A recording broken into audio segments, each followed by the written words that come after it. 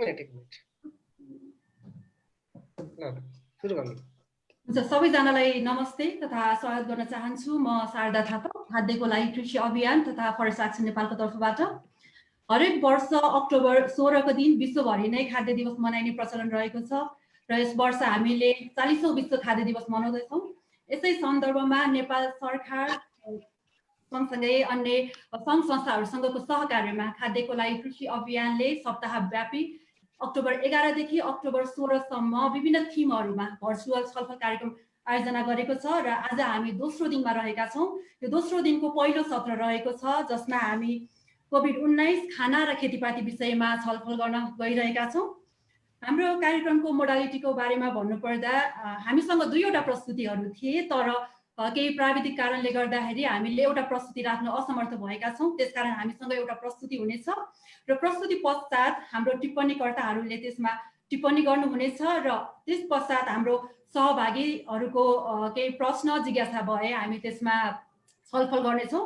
हामी यो आसन ग्रहण तथा सबैजनाको परिचय गर्ने तर्फ हामी लाग्दैनौँ, तर म छोटोमा हाम्रो प्रस्तुतकर्ता तथा हाम्रो टिप्पणीकर्ताहरूको छोटोमा म परिचय दिन चाहन्छु। हामीसँग प्रस्तुतकर्ताको रूपमा हुनुहुन्छ डाक्टर कृष्ण पौडेल। उहाँ खाद्यको लागि कृषि अभियानको अभियन्ता तथा कृषि नीति विश्लेषक हुनुहुन्छ र उहाँले चाहिँ आज कोभिड-19 महामारीले खाना र खेतीपातीमा पारेको असरबारे प्रस्तुति गर्नुहुनेछ। त्यस्तै हामीसँग टिप्पणीकर्ताको रूपमा हामीसँग 4 जना टिप्पणीकर्ताहरू हुनुहुन्छ। उहाँहरू हुनुहुन्छ डाक्टर मीना पौडेल म्याम, उहाँ बसाई सराई र वैदेशिक रोजगार विषयको विज्ञ हुनुहुन्छ। त्यस्तै हामीसँग समाजशास्त्री प्राध्यापक डाक्टर चैतन्य मिश्र सर हुनुहुन्छ। हामीसँग डाक्टर गणेश गुरुङ सर हुनुहुन्छ र उहाँ सामाजिक मुद्दाहरूको अध्येता हुनुहुन्छ। त्यस्तै हामीसँग प्रदेश नम्बर 7 का मुख्यमन्त्री माननीय श्री त्रिलोचन भट्ट सर हुनुहुन्छ। उहाँ सबैलाई पुनः एकपटक व्यक्तिगत रूपमा म स्वागत गर्दै खाद्यको लागि कृषि अभियान तथा फरेस्ट एक्सन नेपालको तर्फबाट म हाम्रो डाक्टर सुजाता तामाङलाई छोटो स्वागत मन्तव्य र हाम्रो यो विषयवस्तुबारे छोटोमा प्रस्ताव दिनुहुनको लागि चाहिँ म अनुरोध गर्न चाहन्छु। सुजाताजी। हजुर, धन्यवाद शारदाजी। नमस्कार यहाँहरू सबैलाई। शारदाजीले स्वागत त गरिसक्नु भएको छ, यसलाई धेरै लामो नबनाऊ। सम्पूर्ण अतिथिहरू, हाम्रो माननीय मन्त्रीज्यू हुनुहुन्छ प्रदेश 7बाट, अन्य टिप्पणीकर्ताहरू र अन्य अतिथि सबै विज्ञ सहभागी साथीहरू, यहाँहरूलाई फेरि पनि नमस्कार र स्वागत भन्दै म अलिकति विषयवस्तुको प्रवेश मात्र गर्न चाहे। यो अहिले पनि हामी हुन कोभिड-19 कै सन्दर्भमा छौँ र आजको यो छलफल चाहिँ कोभिड-19 र यसको वरिपरि खास गरी खाद्य र खेतीपातीको मुद्दाको वरिपरि रहेर छलफल गरौँ भन्ने हो। सायद यो समयमा सबैभन्दा बढी हामी आफैलाई व्यक्तिगत रूपमा, अरू सामाजिक पारिवारिक रूपमा पनि धेरै चासो भएको, अलि पिर परेको खानै पाइन्न कि भन्ने खालको त्राससम्म अझै बढी उजागर भएको भनेकै खानाकै कुरा होला। त्यो अर्थमा पनि यो छलफलहरू गर्न सान्दर्भिक छ भन्ने लाग्छ।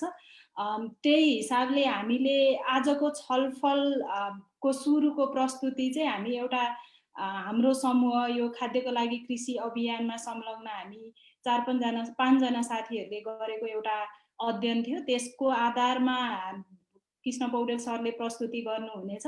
तर त्यसको वरिपरि त्यो अध्ययनमा मात्र सीमित भएर भन्दा पनि हामीले वरिपरि देखेको भोगेको खाद्य र खेतीपातीको मुद्दा के हो त कोभिड-19सँग, कोभिड-19 हुँदै गर्दा पनि र यो भन्दा पछाडिको पोस्ट कोभिडको समयमा पनि के विचार गर्नुपर्छ होला भन्ने सन्दर्भमा हामी छलफल गर्छौँ।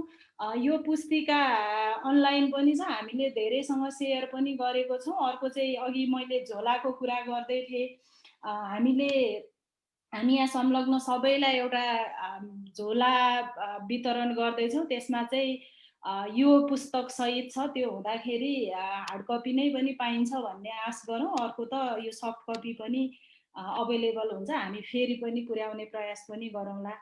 यसको बारेमा छोटोमा कुरा गर्दा चाहिँ के भने, यो बन्दाबन्दीकै समयमा हाम्रो 5 जनाको समूह, खास गरी कृष्ण सर, म आफै, शारदाजी, सिन्ड्रेलाजी र जीवनजी हुनुहुन्छ हाम्रो समूहको, यहाँ देख्नुहुन्छ।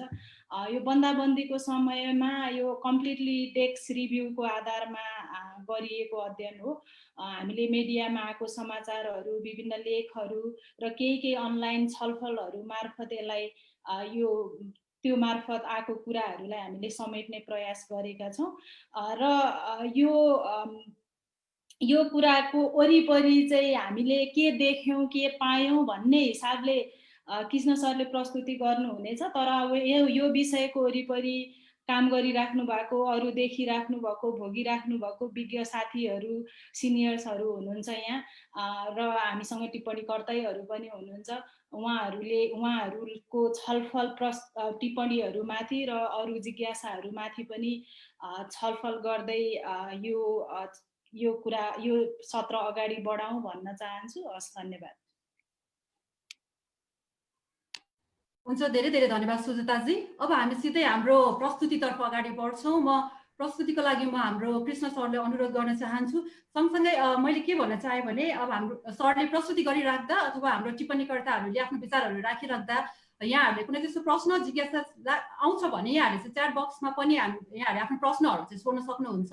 र सँगसँगै हाम्रो यो कार्यक्रम चाहिँ hellokhaba.com को फेसबुक पेजबाट पनि लाइभ भइरहेको छ। त्यसकारण हामीलाई फेसबुकबाट लाइभ हेरिरहनु भएको अडियन्सहरूले पनि उहाँहरूको केही प्रश्न जिज्ञासा छ भने कमेन्ट बक्समा चाहिँ उहाँहरूले आफ्नो प्रश्नहरू चाहिँ छोड्न सक्नुहुन्छ। यदि भन्दै मैले हाम्रो कृष्ण पौडेल सरलाई प्रस्तुतिको लागि अनुरोध गरेँ। कृष्ण सर। हस्, यहाँहरू सबलाई नमस्कार गरेँ मैले। र म अहिले एउटा सानो के भन्नु भने हाम्रो 7 नम्बर प्रदेशको मुख्यमन्त्री त्रिलोचन भट्टजी उहाँ आइसक्नु भएको छ। त्यसले गर्दाखेरि ल उहाँलाई जोडिदिनु। ल हस् जोड। त्यसले गर्दाखेरि मैले उहाँ भर्खर जोडिनु भयो त्रिलोचन सर। त्यसले गर्दा मैले उहाँको समय 11 बजी उहाँको अर्को जुम मिटिङ छ। त्यसले गर्दा म खालि सानो परिचयात्मक कुरा मात्रै गरेर उहाँलाई चाहिँ बोल्ने पालो दिनुपर्ने अवस्था आएको छ। त्यसले गर्दा हामी उहाँको बारेमा मैले धेरै कुरा गरिनँ। यहाँहरू सबै जानकार हुनुहुन्छ त्रिलोचन भट्टज्यूको बारेमा। मैले खालि एउटा सानो सन्दर्भ के गर्छु भने यो अध्ययनको सिलसिलामा हामीलाई सबैभन्दा छोको कुरा के थियो भने महाकालीमा हाम फालेर महाकाली तरेर नेपाल आउने हाम्रा भारतमा अस्थायी रोजगारीका लागि गएका हैन एक खालको चाहिँ जीविकाका लागि उहाँ पुगेका साथीहरूको सम्झना हाम्रो लागि धेरै नै महत्त्वपूर्ण थियो। र अहिले पनि त्यो कुराहरू उत्तिकै सान्दर्भिक छ, किनभने हामी अहिले चाहिँ ती मान्छेहरू फर्किँदै गरेको गड्डा चौकीको फोटो अहिले हामी हेर्दैछौँ। सम्भवतः शारदाजी तपाईँले त्यो अपलोड गरिदिनु भयो भने म त्यहाँबाट कुरा पनि गरौँ। त्यही उहाँले अपलोड गर्ने क्रममै म एउटा यहाँहरूलाई अलिकति सानो सम्झना गराउँ भनेर म एउटा गीत सुनाउँछु यहाँहरूलाई, किनभने यो गीतले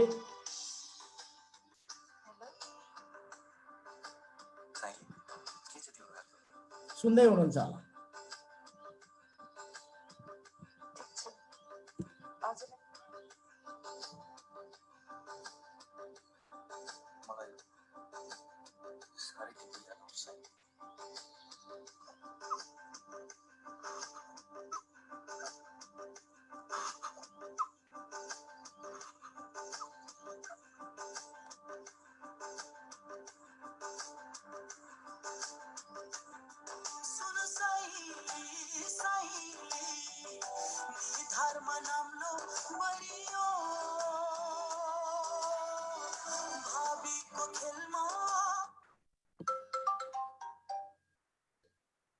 हुन्छ, हामी अब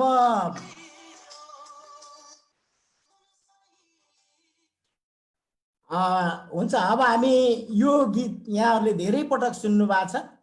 यो कुरा चाहिँ यो अहिलेको कोभिडको कुरा गर्दाखेरि यो मलाई लाग्छ सबैभन्दा महत्त्वपूर्ण कुरा छ। म यति कुरा भन्दै हामीले गरेको अध्ययन अनि यो गड्डा चौकीको यो भिड र यो भाइ, म उहाँलाई व्यक्तिगत हिसाबले त चिन्दिनँ, तर उहाँले चाहिँ अस्ति गोविन्द केसीको आन्दोलनमा यो पोस्टर बोकेर उभिनु भएको फोटो मैले फेसबुकमा भेटेर राखेको हो।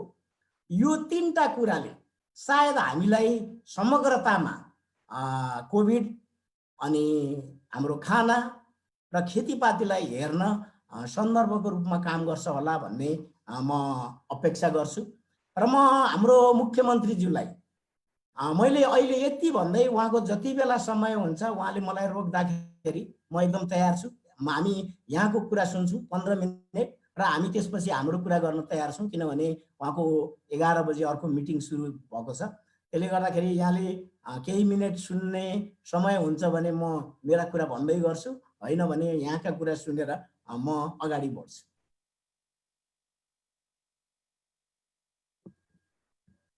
बन्द छ जस्तो छ।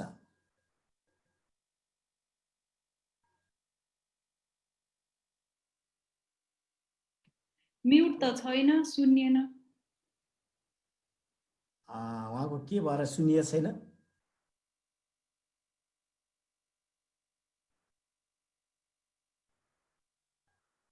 अब अलिअलि प्रविधिक कुरा पनि छ के अरे हाम्रा।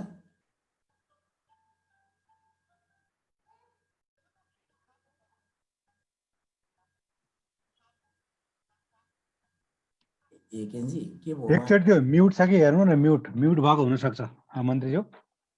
म्युट चाहिँ छैन, उतै के। हस् म गरिहाल्छु त्यसो भए है त। हस् हस् हस् हस् हुन्छ। मैले मुख्यमन्त्रीज्यूलाई अनुरोध गरेँ, त्यसले गर्दा उहाँको समय भएपछि यहाँले चाहिँ मलाई म अब कुरा गर्छु भन्दाखेरि हुन्छ, होइन भने म थोरै कुरा राख्छु। र म धेरै लामो कुरा केही गर्नु छैन। मैले अघि नै सुताजीले यो हाम्रो अध्ययनका बारेमा थोरै प्रसङ्ग कुरा गर्नुभयो। हामीले यो अध्ययनको सिलसिलामा खास गरी 3-4वटा सन्दर्भ थियो भन्ने लाग्छ। पहिलो कुरा त के थियो भने यो खानेकुरा चाहिँ हाम्रा जिन्दगीको सबैभन्दा महत्त्वपूर्ण कुरा हो भनेर हामीले 10 वर्षदेखि यो कुरा गरेको र 30 वर्षदेखि चाहिँ त्यही खानेकुराका बारेमा अलिअलि चाहिँ के भन्छ विद्यालयको क्याम्पसको पढाइ गरेको र केटाकेटीमा राम्ररी खान नपाएर मधेस झरेको मान्छे हो। त्यसैले पनि हामीलाई यो खानेकुराले छुने कुरा हो भन्ने लाग्छ। मैले अलिकति त्यही कोभिडका बेलामा के भयो भनेर मैले 4वटा कुरा महत्त्वपूर्ण रूपमा हामीले देख्यौँ भन्ने लाग्छ। एकदम सामान्यतया भन्दाखेरि एउटा कुरा के देख्यौँ भने हामीले बार भनेको यो पैसै फलाउने पैसै खाने कुरा नगरौँ है, यसले हामीलाई कहीँ पुर्याउँदैन भनेको कुरा चाहिँ कोभिडका बेलामा हामीले पर्याप्त देख्यौँ कि यो हामीले गर्दै गरेको खेतीपातीले त्यसका तरिकाले जे हामी बिहोर्दै थियौँ त्यो सङ्कटका बेलामा अझै उजागर भयो भन्ने लाग्यो। अर्को कुरा कोभिड यस्तो सूक्ष्म जीव जसलाई चाहिँ माइक्रोस्कोपको सहायताले हेर्न पर्थ्यो, हामीले त्यही माइक्रोस्कोप प्रयोग गरेर हाम्रो समाज र हाम्रो प्रकृतिलाई हेर्न पर्ने अवस्थामा हामीलाई पुर्याएछ भन्ने लाग्यो। तेस्रो मैले के भने भनेदेखि चाहिँ सबैको हैसियत देखायो है यो कोभिडले। हामी नेपालीको मात्रै होइन, हाम्रो सरकार र सत्ताको मात्रै होइन, हाम्रो नागरिक समाज वा अरू सिङ्गो माथिको प्रश्न मात्रै होइन, सिङ्गो विश्वको हैसियत पनि देखाइदियो कि एउटा हामीले आँखाले पनि नदेख्ने भाइरसले चाहिँ हामीलाई कसरी हाम्रा बाटाहरू गलत भएछन्, कसरी हामीले बाटो बिगारेछौँ हाम्रो स्वास्थ्य प्रणालीमा, हाम्रो शिक्षामा, हाम्रो खानेकुरामा, हाम्रो खेतीपातीमा भन्ने कुरा देखाएछ भन्ने मोटामोटी लाग्यो। त्यसलाई म अलिकति खाना र खेतीपातीबाट हेर्दा मलाई के लाग्यो भने जनस्वास्थ्य, खानेकुरा र शिक्षा सबैभन्दा प्रभावित क्षेत्र थियो। त्यो अर्थमा चाहिँ जनस्वास्थ्य पछिको सबैभन्दा ठुलो मुद्दा खानेकुरा रह्यो र त्यो खानेकुरा जोडिनु पर्ने शिक्षा उत्तिकै महत्त्वपूर्ण कुरा, तर त्यो धेरै चासोमा परेन। किन त्यस्तो भएछ भनेर विचार गर्दा चाहिँ यो शिक्षा त हाम्रो खानेकुरासँग जोडिएको छ। जोडिएको भए सायद शिक्षा पनि त्यत्तिकै महत्त्वको कुरा हुन्थ्यो होला, त्यो प्रतिको हाम्रो संवेदना पनि त्यस्तै हुन्थ्यो होला भन्ने लाग्यो। दोस्रो कुरा चाहिँ अब अलिकति यसको तत्कालीन प्रभावहरू के भयो भनेर हेर्दा के अरे हामीले मुख्य गरेर सहरी क्षेत्रमा श्रम गरेर खाने मान्छेहरू सबभन्दा पहिला प्रभावित भए र त्यो प्रभाव चाहिँ हाम्रो क्यान्सर जस्तै फैलिँदै सम्भवतः हामी सबैका जिन्दगीमा आइपुग्यो। कोही अछुतो हुनुहुन्छ भन्ने मलाई लाग्दैन खाना र खेतीपातीकै कुराबाट गर्दाखेरि पनि। त्यसो भएर हामी तत्कालीन हिसाबले त्यहाँ पुग्यो भन्ने लाग्यो। र अर्को अब यसको चाहिँ अलिकति दीर्घकालीन असरहरू के होला भनेर कुरा गर्दाखेरि चाहिँ अब यो भान्सा चलाउनेहरूको कुरा, खेती गरेर गुजारा गर्नेहरूको कुरा, अनि त्यसपछि गएर चाहिँ अलिकति बाहिर गएर आफ्नो घरबार चलाउनेहरूको कुरा सम्भवतः सबैभन्दा बढी संवेदनशील भएर आयो। जुन कुरा अघि मैले सुरुमा यो गड्डा चौकीको चित्र देखाएर पनि गरेँ। र म तेस्रो कुरामा म के भन्नु भनेदेखि केही चुनौतीहरू देखिए। त्यो चुनौतीहरू के देखियो भने मुख्यत हामीसँग भएकै खानेकुरा पनि राम्ररी बाँड्ने ढङ्ग रहन्छ है। हामी त बाँडेर खान पनि राम्ररी सक्ने भएर रहन्छौँ र त्यो व्यवस्था गर्ने सरकार पनि त्यतिकै कमजोर रहेछ भन्ने कुराहरू देखियो भने सँगै चाहिँ खेती लगाउने बेलामा र खेती भित्र्याउने बेलामा त्यो सबैभन्दा महत्त्वपूर्ण समय थियो। खास गरी भित्र्याउने बेलाको कुरा गर्दा त्यति बेला निकै अकालिने स्थितिहरू भयो, लगाउने बेलामा पनि त्यस्तै सङ्कटहरू भयो। भित्र्याएको खेतीपातीहरू किसानहरूले चाहिँ बाटोमै फाल्नुपर्ने, कतिका खाल्टामा गाड्नु पर्ने पनि भयो। त्यसो भएको हुनाले चाहिँ त्यो अर्को कुरा भयो भन्ने लाग्छ। मुख्य चुनौतीका हिसाबले हामी खाना र खेतीपातीको कुरा त्यसले हामीलाई थुप्रै प्रश्नहरू उब्जाएको छ। त्यो प्रश्नहरू के उब्जायो भनेर हेर्दाखेरि हाम्रो आयातित खानाको कुरा हामीले चाहिँ हामी चाहिँ अरूमाथिको निर्भरताको कुरा र हाम्रो चाहिँ वितरण प्रणालीमा देखिएको चुनौतीहरूको कुरा, बिचौलियाहरूको कुरादेखि लिएर हाम्रो चाहिँ यो यी हैन बाँझो जमिनको कुरा, किसानहरूको खेतीमाथिको अधिकारको कुरा, भूमि अधिकारको कुरादेखि लिएर यावत प्रश्नहरू चाहिँ उजागर हुँदै गयो भन्ने कुरा लाग्छ। र अब यसरी कुरा गर्दा यसले केही अवसरहरूको पनि कुरा गर्यो है। अवसरको कुरा चाहिँ हामीले कति देख्यौँ, कति देखेनौँ, अब कसरी देख्दैछौँ भन्ने पनि प्रश्न होला। तर हाम्रा महिलाहरूको विवेक, खास गरी खेती गर्ने महिलाहरूको विवेक र खेती गर्ने गाउँलेहरूको विवेक चाहिँ हामीले देख्यौँ। सहरमा पनि देख्यौँ, हाम्रा कोशीमा पनि देख्यौँ, हामीले बाँझा जमिनमा पनि देख्यौँ, घर घडेरीमा पनि देख्यौँ। जो मान्छेहरू अधिकांश पछि त अब हामी धेरैलाई लाग्यो, अहिले सम्भवतः यहाँहरूमध्ये धेरैले पनि अहिले आफ्ना वरिपरि कौशी खेती गर्दै हुनुहुन्छ होला। तर म हामी सुरुको कुरा गर्दैछौँ। उहाँहरूको विवेक फर्केसँगै हाम्रा विवेक पनि फर्किन थाल्यो भन्ने लाग्छ। त्यसरी हेर्दाखेरि यो के अरे किसानीका बारेमा, खानाका बारेमा, खेतीपातीका बारेमा, जनस्वास्थ्यका बारेमा, कति अर्थमा पोषणका बारेमा यो कुराहरू चाहिँ हामीले अब पुनर्विचार गर्नुपर्छ है भन्ने कुरा हामीलाई अलि धेरै लाग्यो। र मुख्य चाहिँ हामीलाई के लाग्यो भनेदेखि चाहिँ यो सब कुराको अर्थ के होला भनेर त्यो अलिअलि हामीले लगाएको अर्थ हो, यहाँहरूले त्यस्तै अर्थ लगाउनुपर्छ भन्ने छैन। हामी नेपाली खास गरी खानाका लागि खेतीपाती गरेनौँ भने हाम्रो दुर्घटनाहरू कोभिडले मात्रै सकिँदैन है।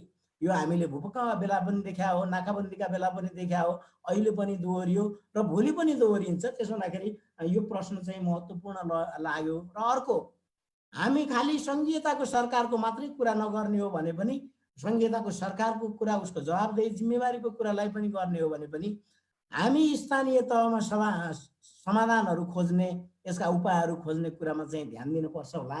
अन्यथा हामी फेरि ढिलो चाँडो घुम्दै फिर्दै रुम्जाटारमै पुग्छौँ, कोभिड बिर्सिन्छौँ कि भन्ने पनि लाग्छ हामीलाई। यो हाम्रो एक खालको सुझाव पनि हो। र म एकदमै छोटोमा र अन्तिममा के भन्छु भने जाँदै भन्दा पनि हुन्छ, मलाई अलि धेरै मन पर्ने पनि, मैले अरू प्रसङ्गमा पनि कुरा गर्ने, हाम्रो अमेरिकाको एकजना लेखक र चर्चित अर्थशास्त्री हुनुहुन्छ रोबर्ट एल ब्रोनर भन्ने। उहाँले चाहिँ यो प्रकृति जोगाउन चाहिँ हाम्रो बुद्धिमत्ता चाहिन्छ है भनेर बार बार कुरा गरिरहँदा यो कुराहरू चाहिँ विश्वका नेताहरूले, देशका नेताहरूले नसुनिरहँदा उहाँले चाहिँ अलिकति दिक्कै जस्तै मानेर उहाँले एउटा कुरा भन्नुभएको थियो। त्यो मलाई घट परेको कुरा के थियो भने उहाँले भनेको चाहिँ मानिसले मनभित्रैबाट लिएर आफ्नो व्यवहार नफेर्ने हो भने सचेत प्रयासबाट होइन, बाह्य शक्ति र घटनाले हिसाब गरेर होइन, बर्बाद गरेर प्रकृतिले आफै सच्याउँछ। त्यसो हुँदाखेरि हामीले सायद कोभिडसँगको कुराबाट सिक्ने नयाँ एउटा महत्त्वपूर्ण पाठ हो भने हामी अहिले जुन बाटो, विकासको बाटो, समृद्धिको बाटो होइन, पैसाको बाटो बनाउन खोज्दैछौँ, त्यसमाथिको पुनर्विचार र त्यसमाथि फर्केर हेर्ने हाम्रो जिज्ञासु स्वभाव र एक खालको चाहिँ त्यसबाट सिक्ने एक खालको प्रतिबद्धता चाहिन्छ भन्दै मैले योभन्दा लामो कुरा गर्ने मेरो हैसियत पनि छैन। अब बाँकी कुरा यसको भित्र के छ भनेर यहाँहरूले पढ्ने साथीहरूको केही जिज्ञासाहरू होला, नपढ्नेले पढेर पनि सुझावहरू दिन सक्नुहुन्छ। मैले यति भन्दै म अब समयको हिसाबले म फेरि पनि शारदाजीलाई, मुख्यमन्त्रीजीलाई सोधेर यो सुरु गर्न अनुरोध गर्दै म बिदा भएँ। हस्, धन्यवाद। धेरै धेरै धन्यवाद कृष्ण सर। यहाँको प्रस्तुति निकै सान्दर्भिक थियो। कृष्ण सरले भने जस्तै मैले एकपटक अब हामी चाहिँ टिप्पणी कर्ताहरूले हाम्रो प्रस्तुतिमाथि टिप्पणी गर्नको लागि चाहिँ म आग्रह गर्न चाहन्छु। अघि सरले भने जस्तै हाम्रो माननीय मन्त्री श्री त्रिलोचन भट्ट सर, उहाँको समयव्यस्तताको कारणले गर्दा हामीले उहाँलाई चाहिँ पहिलो प्राथमिकतामा राख्न चाहेका छौँ।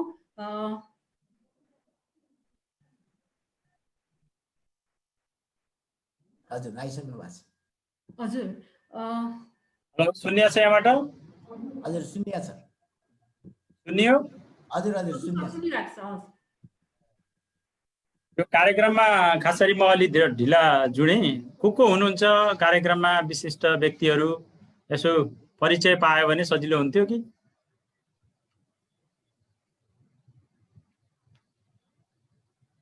हजुर, छोटोमा शारदाजी, श्वेताजी, छोटोमा होइन, विशिष्टताको हिसाबले हजुर मुख्यमन्त्रीज्यू नै हुनुहुन्छ।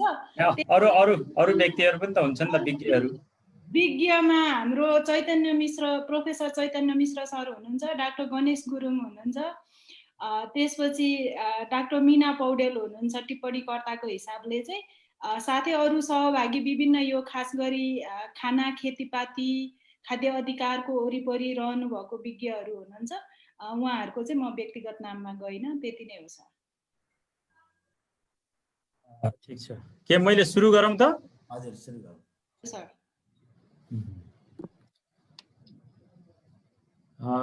धन्यवाद छ। सर्वप्रथम त यो आयोजना गर्नुभएको हाम्रो आयोजकज्यूलाई म अलिकता 5-7 मिनट ढिला भएँ र फेरि अर्को पनि मेरो यो कोभिड सम्बन्धी एउटा बैठक अहिले केही बेरमै सुरु हुने भएको हुनाले पनि धेरै समय मैले दिन सकेन। यो बैठकमा जोडिनु भएका सम्पूर्ण विशिष्ट व्यक्तिहरूलाई र महानुभावहरूलाई मेरो तर्फबाट नमस्कार छ। सर्वप्रथम त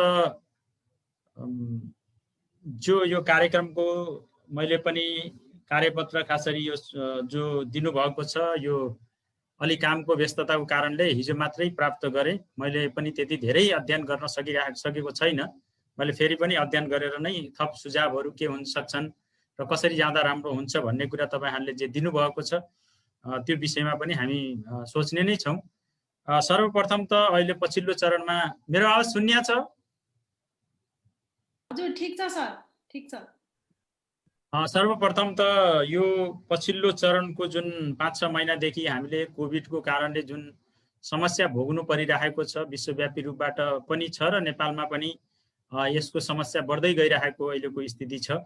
र सुदूरपश्चिम त म यहाँलाई जानकारी गराउँ र थाहा पनि पाइसक्नु भएको होला, चैतको महिना लकडाउन भइसकेपछि पहिलो संक्रमणको रूपबाट अलि 5 जना संक्रमित देखिएको अलि ठुलो संख्यामा फर्स्टचोटि हाम्रै सुदूरपश्चिममा थियो र यसमा सेकेन्ड चरणमा पनि सुदूरपश्चिमबाट संक्रमण सुरु भएको नै थियो। त्यसकारणले पनि सुदूरपश्चिम अलिकता कोभिडबाट धेरै नै सुरुवातदेखि नै प्रभावित हुँदै गयो। यद्यपि अहिले हामी त्यो कन्डिसनमा छैनौँ। अहिले बढ्दै जाने क्रममा पनि त्यस्तो सिरियस केस हामीसँग त्यति धेरै छैनन् र धेरै ठुलो ग्राफ बढेको पनि छैन र सुरुवातदेखि नै हामीले यसको जुन प्रकारको प्रेसर क्रिएट भयो र त्योबाट हामीलाई पनि दुईटा कुरा सिकायो। एउटा कुरा त के सिकायो भने समयमा नै परिस्थिति अलिकता जटिल भइसकेपछि हामीले आगामी दिनमा कसरी जाने भन्ने कुराहरू नै हामीलाई तयारी गर्न पनि यो समय अथवा त्यो परिस्थितिले हामीलाई त्यो तयार पार्यो। र यो सँगसँगै कोभिडसँग जुझ्नको लागि, कोभिडले पारेका अन्य समस्याहरूसँग जुझ्नको लागि पनि प्रदेश सरकारलाई तयारी गर्नको लागि अथवा प्रदेश सरकारले योजना बनाउनको लागि पनि अलिकता प्रेसर क्रिएट पनि गर्यो। र योबाट हामीले के सिक्यौँ त भन्दाखेरि पहिलो कुरा त सुदूरपश्चिम यस्तो प्रदेश हो जहाँ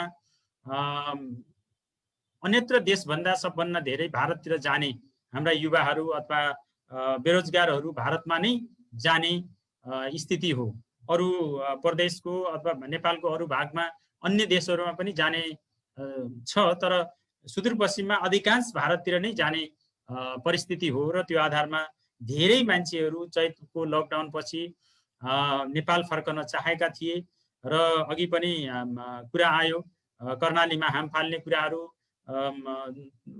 25-30 दिनसम्म सिमानामा बस्नुपर्ने परिस्थितिहरू, यी विभिन्न कुराहरू सुदूरपश्चिममा पनि भए र यो सँगसँगै हामीले त्यतिखेर एउटा कुरा के राखेका थियौँ त भन्दाखेरि भारतमा पूर्ण रूपबाट त्यो अवस्थामा चैतको महिना सङ्क्रमण थिएन र त्यो अवस्थामा नेपालीहरूलाई समयमा नै हामीले भित्र्याउनु पर्छ र यदि भित्र्याउन सक्यौँ भने पछिको जुन जटिलता हुन्छ त्योबाट हामी बच्न सक्छौँ भन्ने कुरा पनि हामीले कुरा राखेका थियौँ सङ्घीय सरकारसँग र छलफलमा पनि त्यो कुरा राखियो र यदि त्यो समयमा नै हामीले नेपालमा आउने जति नेपालीहरूलाई भारतमा सङ्क्रमण धेरै नफैलिँदै ल्याएको भए आजको स्थिति अलिक फरक पनि हुन सक्थ्यो, किनभने अधिकांश मान्छेहरू भारतबाट आएकै मान्छेबाट सङ्क्रमण अलिक फैलिएको स्थिति हो, यो हामीले सबैले बुझेका छौँ।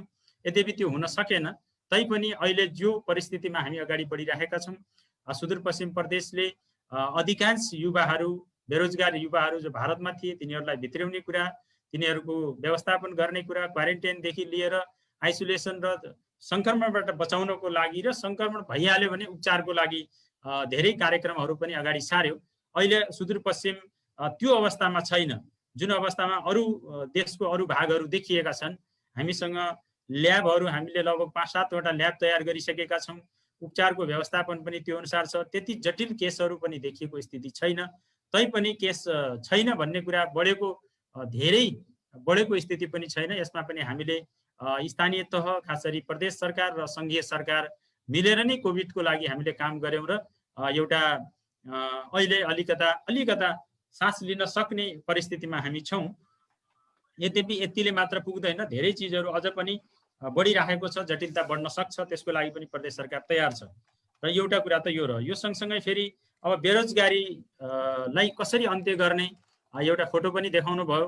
मलाई लाग्छ नेपालको सबै भूगोलबाट जहाँ जहाँ नाकाहरू खुला छन्, भारतसँग सिमाना जोडिएका खुला नाकाहरू छन्, त्यो सबै ठाउँबाट मान्छे त गइ नै राखेका छन्। भारतमा नगएको स्थिति त होइन। यसो हेर्ने हो भने मैले पनि हेरेँ कि सुदूरपश्चिममा मात्रै मान्छे गएका छन् त भारतमा, जसरी प्रचार भएको छ।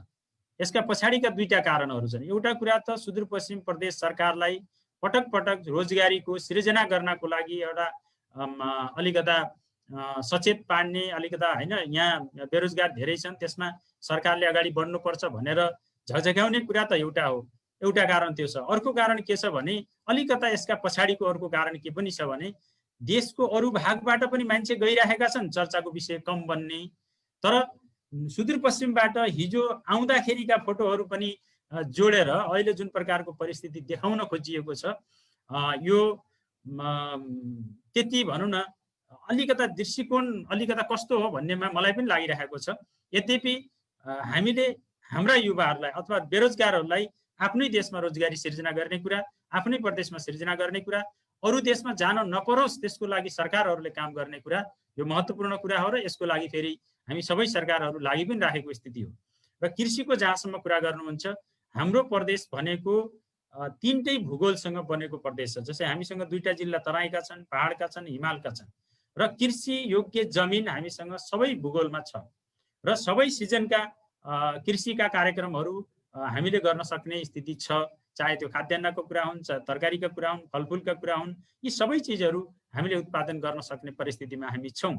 र यसको लागि पनि प्रदेश सरकारले आफ्नो बजेटमा के कुरा उल्लेखित गर्यो भने भारतबाट, मुख्यतः भारतबाट रोजगारी गुमाएर प्रदेशमा आएका युवाहरूलाई अब कृषिसँग जोड्नुपर्छ भनेर हामीले ठुलो कार्यक्रम हामीले राखेका छौँ। त्यसको लागि हामीले सूचना पनि जारी गर्यौँ र धेरै मान्छेका भनौँ न त्यहाँ आवेदनहरू बढेका छन् र त्यो आधारमा हामीले एउटा कार्यक्रम सञ्चालन गर्न खोजेका छौँ कृषिको हकमा। र दोस्रो कुरा हामीले के भन्यौँ भने गत वर्षदेखि नै पनि एउटा कार्यक्रम हामीले के सञ्चालन गर्न खोज्यौँ भने एकीकृत कृषि कार्यक्रम सञ्चालन गर्नुपर्छ। हाम्रो प्रदेशमा 8वटै स्थानीय तहहरू जो छन्, यो 88वटै स्थानीय तहहरूमा 88वटै स्थानीय तहमा कृषिको कार्यक्रम सञ्चालन गर्ने। कुनै ठाउँमा फलफुलको हुनसक्छ, कुनै ठाउँमा बाख्रा पालन हुनसक्छ, कुनै ठाउँमा भैँसी पालन हुनसक्छ, कुनै ठाउँमा खाद्यान्नका कुराहरू हुन सक्छन्, तरकारी हुनसक्छ। जुन ठाउँमा जे उपलब्ध हुन्छ, जे सबभन्दा धेरै उत्पादन हुन सक्छ त्यसको छनौट गरेर एकीकृत कृषि कार्यक्रमहरू हामीले सञ्चालन गर्न गत वर्षदेखि सुरु गरेका छौँ। त्यसको मूल उद्देश्य भनेको के हो भने किसानलाई आवश्यक कुराहरू एउटै द्वारबाट पाउनुपर्छ। अहिलेसम्मको हाम्रो स्थिति के हो भने कृषि मन्त्रालय छ, त्यसले केही काम गर्छ। सिँचाइ यदि किसानलाई चाहियो भने अर्को मन्त्रालयमा दगुर्नुपर्छ, भौतिक संरचना अरू चाहियो भने अरू मन्त्रालयमा दगुर्नुपर्छ। यो प्रकारको जुन अहिलेसम्मको हाम्रो स्थिति छ, योबाट कमसेकम किसानहरूलाई एकद्वारी प्रणालीबाट नै सेवा दिनुपर्छ। यसको मुख्य उद्देश्य भनेको नै के थियो भने एउटा कुनै गाउँलाई हामीले छनौट गर्छौँ भने त्यो गाउँका सम्पूर्ण जनसमुदायहरू कृषिमा आधारित छन्। उनीहरूले तरकारी खेती गर्न चाहन्छन् भने उनीहरूलाई तरकारी टेनलदेखि लिएर सिँचाइको व्यवस्थापन र अन्य माटो जाँचको कुराहरू, कलेक्सन केन्द्रको कुराहरू, शीत भण्डारणको कुराहरू, यी के आवश्यक पर्छ त त्यो गाउँको मान्छेलाई, त्यो भौतिक संरचना हामीले बनाइदिने र त्यसपछि उनीहरूले काम गर्ने भन्ने हाम्रो एउटा महत्त्वपूर्ण कार्यक्रम छ, जो गत वर्ष पनि ठुलो रकम हामीले राखेका थियौँ, यो वर्ष पनि छ, रनिङमा छ। यो मैले किन भन्न खोजेको हो त भन्दाखेरि कृषि प्रधान राष्ट्र त हामी भनिरहेका छौँ, तर कृषिलाई आवश्यक कुराहरू, किसानहरूलाई आवश्यक चाहिने कुराहरूलाई हामीले आम किसानको बिचमा हामीले पुर्याउन सकेको स्थिति होइन विगतमा। हामीले यो सब बुझेका छौँ। र कृषिमा त यतिसम्म छ कि तपाईँहरूलाई म जानकारी गराउँ, तपाईँहरूले पनि बुझ्नु भएको छ, माटोमा काम गर्ने मान्छेको इज्जतै छैन। अहिले पनि एउटा गाउँमा कुनै एउटा युवाले राम्रो पढाइ गर्छ भने उसले किसानतिर, कृषितिर ध्यान दिँदैन, उसले अरू पेसाहरू, अरू रोजगारीहरू खोज्नेतिर जान्छ। किन त भन्दाखेरि माटोमा काम गर्ने मान्छेको सम्मान जब हुँदैन, जब श्रम गर्ने मान्छेको श्रम अनुसारको सम्मान जब हुँदैन, तबसम्म मान्छे त्यतापट्टि लाग्दैन। हामीले अनुदान दिएका छौँ, वर्षौँदेखि हामी अनुदान दिइरहेका छौँ, तर त्योबाट कति किसानले लाभ पाए त, कति किसानले फाइदा पाए त भन्ने कुराहरू, कति किसानले फाइदा पाए त भन्ने कुराहरू हामीले त्यसको कुनै अध्ययन गरेका छैनौँ। र त्यसकारणले पनि के हो भने किसानहरूलाई सम्मान गर्नु जरुरी छ। किसानहरूलाई हिजो परम्परागत जुन खेती प्रणाली छ त्योबाट अहिलेको युग सुहाउँदो, अहिलेको अनुसारको खेती प्रणालीमा उनीहरूलाई ढाल्नु जरुरी छ। र त्यो सँगसँगै उनीहरूले उत्पादन गरेको कुराहरू, आफूलाई चाहिने कुरा त आफूले प्रयोग गर्छ मान्छेले, यदि आफूलाई चाहिने कुरा भन्न बाहिर बजारमा पुर्याउनु पर्छ भने मार्केट र बजारसम्म ल्याइदिने वातावरण सरकारले बनाउनु पर्छ भन्ने कुरा एकदम प्रष्ट छ। र त्यो आधारमा सुदूरपश्चिम प्रदेश सरकारले पनि अगाडि बढिरहेको छ। त्यसकारणले त्यसमा हामीले के भनेका छौँ भने आम किसानहरूलाई मात्र होइन, बेरोजगार युवाहरूलाई पनि त्यसमा जोड्नुपर्छ। र त्यो जे काम उनी गर्न चाहन्छन्, कसैले तरकारी गर्न चाहला, कसैले बाख्रा पालन गर्न चाहला, कसैले च्याउ खेती गर्न चाहला, कसैले माछा पालन गर्न चाहन्छ, उसले जे गर्न चाहन्छ त्यसको लागि हामीले अनुदान पनि दिने। अलि ठुलो स्केलमा यदि उसले काम गर्न चाहन्छ भने प्रदेश सरकारले स्वरोजगार कार्यक्रम अन्तर्गत एकदमै न्यून ब्याजमा, 2-4 रुपियाँ ब्याजमा सरकारले उनलाई ऋण उपलब्ध गराउने भनेर पनि हामीले कार्यक्रम अगाडि सारेका छौँ। र यसले एउटा फड्को मार्न सक्छ भन्ने कुरा हामीलाई विश्वास छ। त्यसकारणले पनि हजुरले जे प्रस्ताव अथवा यहाँ एउटा पत्र जस्तो जो बनाउनु भएको छ त्यसलाई पनि, त्यसमा पनि त्यो कुराहरू हामीले केही अध्ययन गर्न पाएका छौँ र अझ पनि त्यो कुराहरू हुन सक्ने अझ पनि हामी गर्छौँ। त्यसकारणले मुख्य कुरा भनेको नै सुदूरपश्चिम प्रदेश सरकारको पहिलो प्रायोरिटी भनेको नै कृषि नै छ। र कृषि हिजोको तरिकाको होइन। अहिले म यहाँलाई जानकारी गराउँ, हाम्रो बाजुरा जिल्ला जो देशकै सबभन्दा दुर्गम जिल्लाको रूपबाट चिनिन्छ, यो सबैले हामीले बुझेका छौँ। त्यहाँको उत्पादन भएको स्याउ यदि हामीले बजारमा, तपाईँ काठमाडौँमा पुर्याउन सक्यौँ भने त्यहाँका किसानहरूलाई केही दिनु पर्दैन, मात्र त्यहाँको त्यो उत्पादन भएको स्याउलाई हामीले बजारसम्म पुर्याइदिनु पर्छ। त्यसको लागि हामीलाई बाटो चाहिएको छ, हामी रोड बनाइरहेका छौँ। त्यसको लागि कोल्ड स्टोर चाहिएको छ, हामी त्यसलाई कोल्ड स्टोर बनाएर हामी राखिरहेका छौँ। र त्यहाँ आलु यति धेरै उत्पादन हुन्छ फेरि त्यो बाजुरामा, त्योलाई मात्रै हामीले बजारमा ल्याउने हो अथवा किसानलाई चाहिएको कुरा प्राप्त गर्ने दिने हो भने त्यो कुराले मात्रै त्यहाँको किसानहरूको धेरै आय आर्जन हुन सक्ने परिस्थिति छ। त्यसकारणले हामीले त्यो कुरालाई अगाडि बढाइ पनि राखेका छौँ र रोजगारी त्यहीँबाट सिर्जना गर्ने भन्ने कुराहरू पनि भएको छ। र यो सँगसँगै अब अहिलेको पछिल्लो परिस्थितिमा जसरी युवाहरू गाउँतिर छन् र यसलाई हामीले के भनेका छौँ भने कृषिको कुरा त यहाँ रहिहाल्यो, यो सँगसँगै विकास निर्माणहरू जो हाम्रो गाउँघरमा भइरहेका छन्, कुनै ठाउँमा सडक बनेका छन्, खानेपानी छन्, सिँचाइ छन्, लगायत धेरै कामहरू छन्। र युवाहरूलाई, बेरोजगारहरू जो अहिले घर आएर बसेका छन् उनीहरूलाई प्रत्येक व्यक्तिलाई प्रत्येक आयोजनाहरूसँग जोड दिने कुरा र त्यहाँबाट जुन आम्दानी हुन्छ त्योबाट नै, किनभने भारत गयौँ भने पनि हामी त्यति नै आम्दानी गर्छौँ। अलिकता हाम्रो सोचाइ के छ भने फेरि अलि हामी नेपालीहरू कस्तो छौँ भने अलि आफ्नो परिवार भन्न 2-4-6 महिना भए पनि अलिकता स्वतन्त्र बस्न पाए हुन्थ्यो भन्ने पनि केही चाहनाहरूले काम गरेको हुन्छ समय समयमा। र आफ्नै ठाउँमा 4 घण्टा काम गर्न पनि हामीलाई अप्ठ्यारो हुने र भारतमा गयौँ भने 12-12 घण्टा पनि काम गर्नुपर्ने र त्यो पनि हामी तयार नै भएका हुन्छौँ। त्यस कारणले पनि अलिकता हाम्रो सोचाइमा पनि परिवर्तन आउनु जरुरी छ। किनभने मलाई त्यो किन मैले यो भनेको छु भने म पनि कुनै समयमा भारतमै रोजगारी गर्न अथवा श्रम गर्न अहिले जो अरू नेपालीहरूले जे गरिरहेका छन् त्यो गरेर म यो ठाउँमा पुगेको हुँ। त्यस कारणले कैयौँ मान्छे, एकदम अधिकांश मान्छे त दुःख कष्ट पीडाले नै जान्छन् र आफ्नो ठाउँमा केही नभएको कारणले नै जान्छन्। तर केहीको कस्तो देखिन्छ भने अलिकता स्वतन्त्र बस्न पाए हुन्थ्यो, अलि पारिवारिक झमेलाबाट अलिकता 5-6 महिना भए पनि टाढा हुन पाए हुन्थ्यो भन्ने पनि केही कन्सेप्टले काम गरेको हुन्छ। र यसको लागि पनि हामीले अलिकता कृषिलाई प्रायोरिटी दिने, अलिकता रोजगारीलाई प्रायोरिटी दिने, पर्यटनलाई प्रायोरिटी दिने र कसैले आफ्नो नै भनौँ न आफै स्वरोजगार हुन चाहन्छ, कसैले व्यवसाय गर्न चाहन्छ भने त्यो कुरामा पनि मान्छेलाई भनौँ न प्रोत्साहन गर्नेतिर लाग्यौँ भने धेरै नेपालीहरूले अथवा हाम्रा सुदूरपश्चिमका वासीहरूले त्यसको फाइदा पाउँछन् र हामी त्यसरी लागि पनि राखेका छौँ। र यो सँगसँगै कृषिको जो अहिलेसम्म कृषि मन्त्रालयले जो माथिबाट नै अनुदानको रूपबाट आइराखेको हुन्छ, हामीले त हाम्रो प्रदेशमा हामीले के गर्न खोजिराखेका छौँ अब भने गणतन्त्र आएपछि मात्रै कतिजना मान्छेलाई हामीले अनुदान दियौँ र त्योबाट कतिजना मान्छे लाभ पाए, यसको कमसेकम प्रदेशमा एउटा अध्ययन हुनुपर्छ भनेर पनि हामीले भनिराखेका छौँ। कृषि मन्त्रालय भनेको यस्तो मन्त्रालय ठानिएको छ जो अनुदान मात्रै दिने मन्त्रालयको रूपबाट देखिएको छ, तर त्योबाट कति फाइदा भएको छ त? ल 100 जनालाई हामीले अनुदान दियौँ र 100 जनाबाट कतिजनाले त्यहाँबाट फाइदा उठायो भन्ने कुरा हामीसँग कसैसँग पनि लेखाजोखा छैन। हामी प्रदेश सरकारले त्यो गर्न खोजिराखेका छौँ। हाम्रो भनाइ प्रश्न के हो भने अनुदानबाट धेरैभन्दा धेरै मान्छेले लाभ पाइराखेका छन् भने त्यसलाई व्यवस्थित रूपबाट अगाडि बढाउने कुरा नै रहन्छ। यदि लाभ भन्दा पनि यहाँबाट लगेर गएर पैसाहरू प्रयोग गर्नु भन्दा पनि आफूले नै कुनै व्यवसाय गरेर नगरिकन सिद्धिन्छ भने त्यो अनुदानको पनि खासै अर्थ छैन। त्यसकारणले यो कुरामा पनि हामीले एउटा अध्ययन गर्न खोजिराखेका छौँ। धेरै पहिलेको अध्ययन त नहोला, 5-6 वर्षमा पनि के गर्यौँ त? र अर्को कुरा के छ यसमा भने एकदम कमजोर जो साँच्चै नै किसान छ त्योसँग त्यो कुरा पुग्दैन। यो पनि हाम्रो एउटा समस्या छ, विगतमा रह्यो।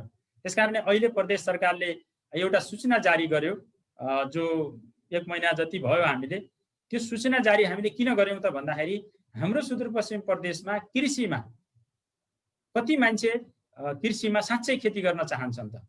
त्यो मध्येको कुन सेक्टरमा उनीहरूले काम गर्न चाहन्छन्, कुन सेक्टर उनले चुन्न चाहन्छन् त भन्दाखेरि हामीले एउटा अध्ययनको लागि पनि फाइदा हुन्छ र जानकारी पनि पाइन्छ भनेर लगभग हजारौँ हजार मान्छेले निवेदन हालेका छन् र त्योबाट हामी छनौट गरिरहेका छौँ। त्यसकारणले तलसम्म एकदमै भनौँ न गरिब, कमजोर, दूर दराजको जुन किसान छ त्यसलाई पनि कमसेकम सरकारको लाभ पाइयोस् भन्ने हिसाबबाट पनि हामी अगाडि बढेका छौँ। र यसमा तपाईहरूले पनि केही सुझावहरू राख्नु भएको छ। अझ पनि तपाईहरूसँग हामी सम्पर्कमा रहन्छौँ र सुदूरपश्चिममा कृषिलाई नै सबभन्दा धेरै प्रायोरिटी दिएको हुनाले विशिष्ट व्यक्तित्वहरूसँग हामी आवश्यक हाम्रो मन्त्रालय अथवा कृषि मन्त्रालयले जो यो काम हेरिराखेको छ, हामीले एउटा विज्ञहरूको टोलीसँग सल्लाह सुझाव लिने भनेर पनि हाम्रो कार्यक्रम रहेको छ। त्यसमा पनि तपाईहरूसँग हामी सल्लाह सुझाव लिने नै छौँ। र मूल रूपबाट भन्ने हो भने कोभिडले पारेको असर र कोभिडले सिकाएको एउटा हामीलाई सिक, 6 महिनादेखि अथवा 4-5 महिनादेखि विश्व नै लकडाउनमा रह्यो र हामीले गाडी नचलाए पनि हामीलाई चल्यो, मोबाइल नचलाए पनि हामीलाई चल्यो, तर खाना र स्वास्थ्य बिना हामी कोही पनि बच्न सकेनौँ। र यसले हामीलाई एउटा कुरा के सिकाएको छ भने खाद्यान्न उत्पादनमा बढी जोड गर्नु जरुरी देखिन्छ र स्वास्थ्य उपचारको लागि पनि व्यवस्थापन गर्नु जरुरी देखिन्छ। अरू कुराहरू बरु नभए पनि केही दिन हामी कुर्न सक्ने परिस्थिति हुँदो रहेछ। यो लकडाउनले अथवा यो कोरोनाको महामारीले पनि हामीलाई देखाएको छ र यसमा प्रदेश सरकार अगाडि बढेको छ र आम किसानहरूलाई एउटा सम्मानजनक रूपबाट व्यवस्थापन गर्ने कुरा र भनौँ न अलि वैज्ञानिक खेती प्रणालीलाई अगाडि बढाउनको लागि हामीले ठुलो स्केलमा काम गर्न खोजिरहेका छौँ। यसको परिणाम केही समय लाग्ला, किनभने हाम्रो फेरि अलिकता हाम्रो नेपालीहरूको बानी के छ भने एकैचोटि वर्षौँदेखि नभएका कामहरू तुरन्त परिणाम खोज्ने। यद्यपि त्यो हामी राजनीति रूपबाट धेरै भाषण हामीले गर्ने भएको हुनाले पनि त्यो भएको हुनसक्छ, तर प्रदेश सरकार नयाँ भएको कारणले पनि त्यसको परिणाम आउन केही समय लाग्छ।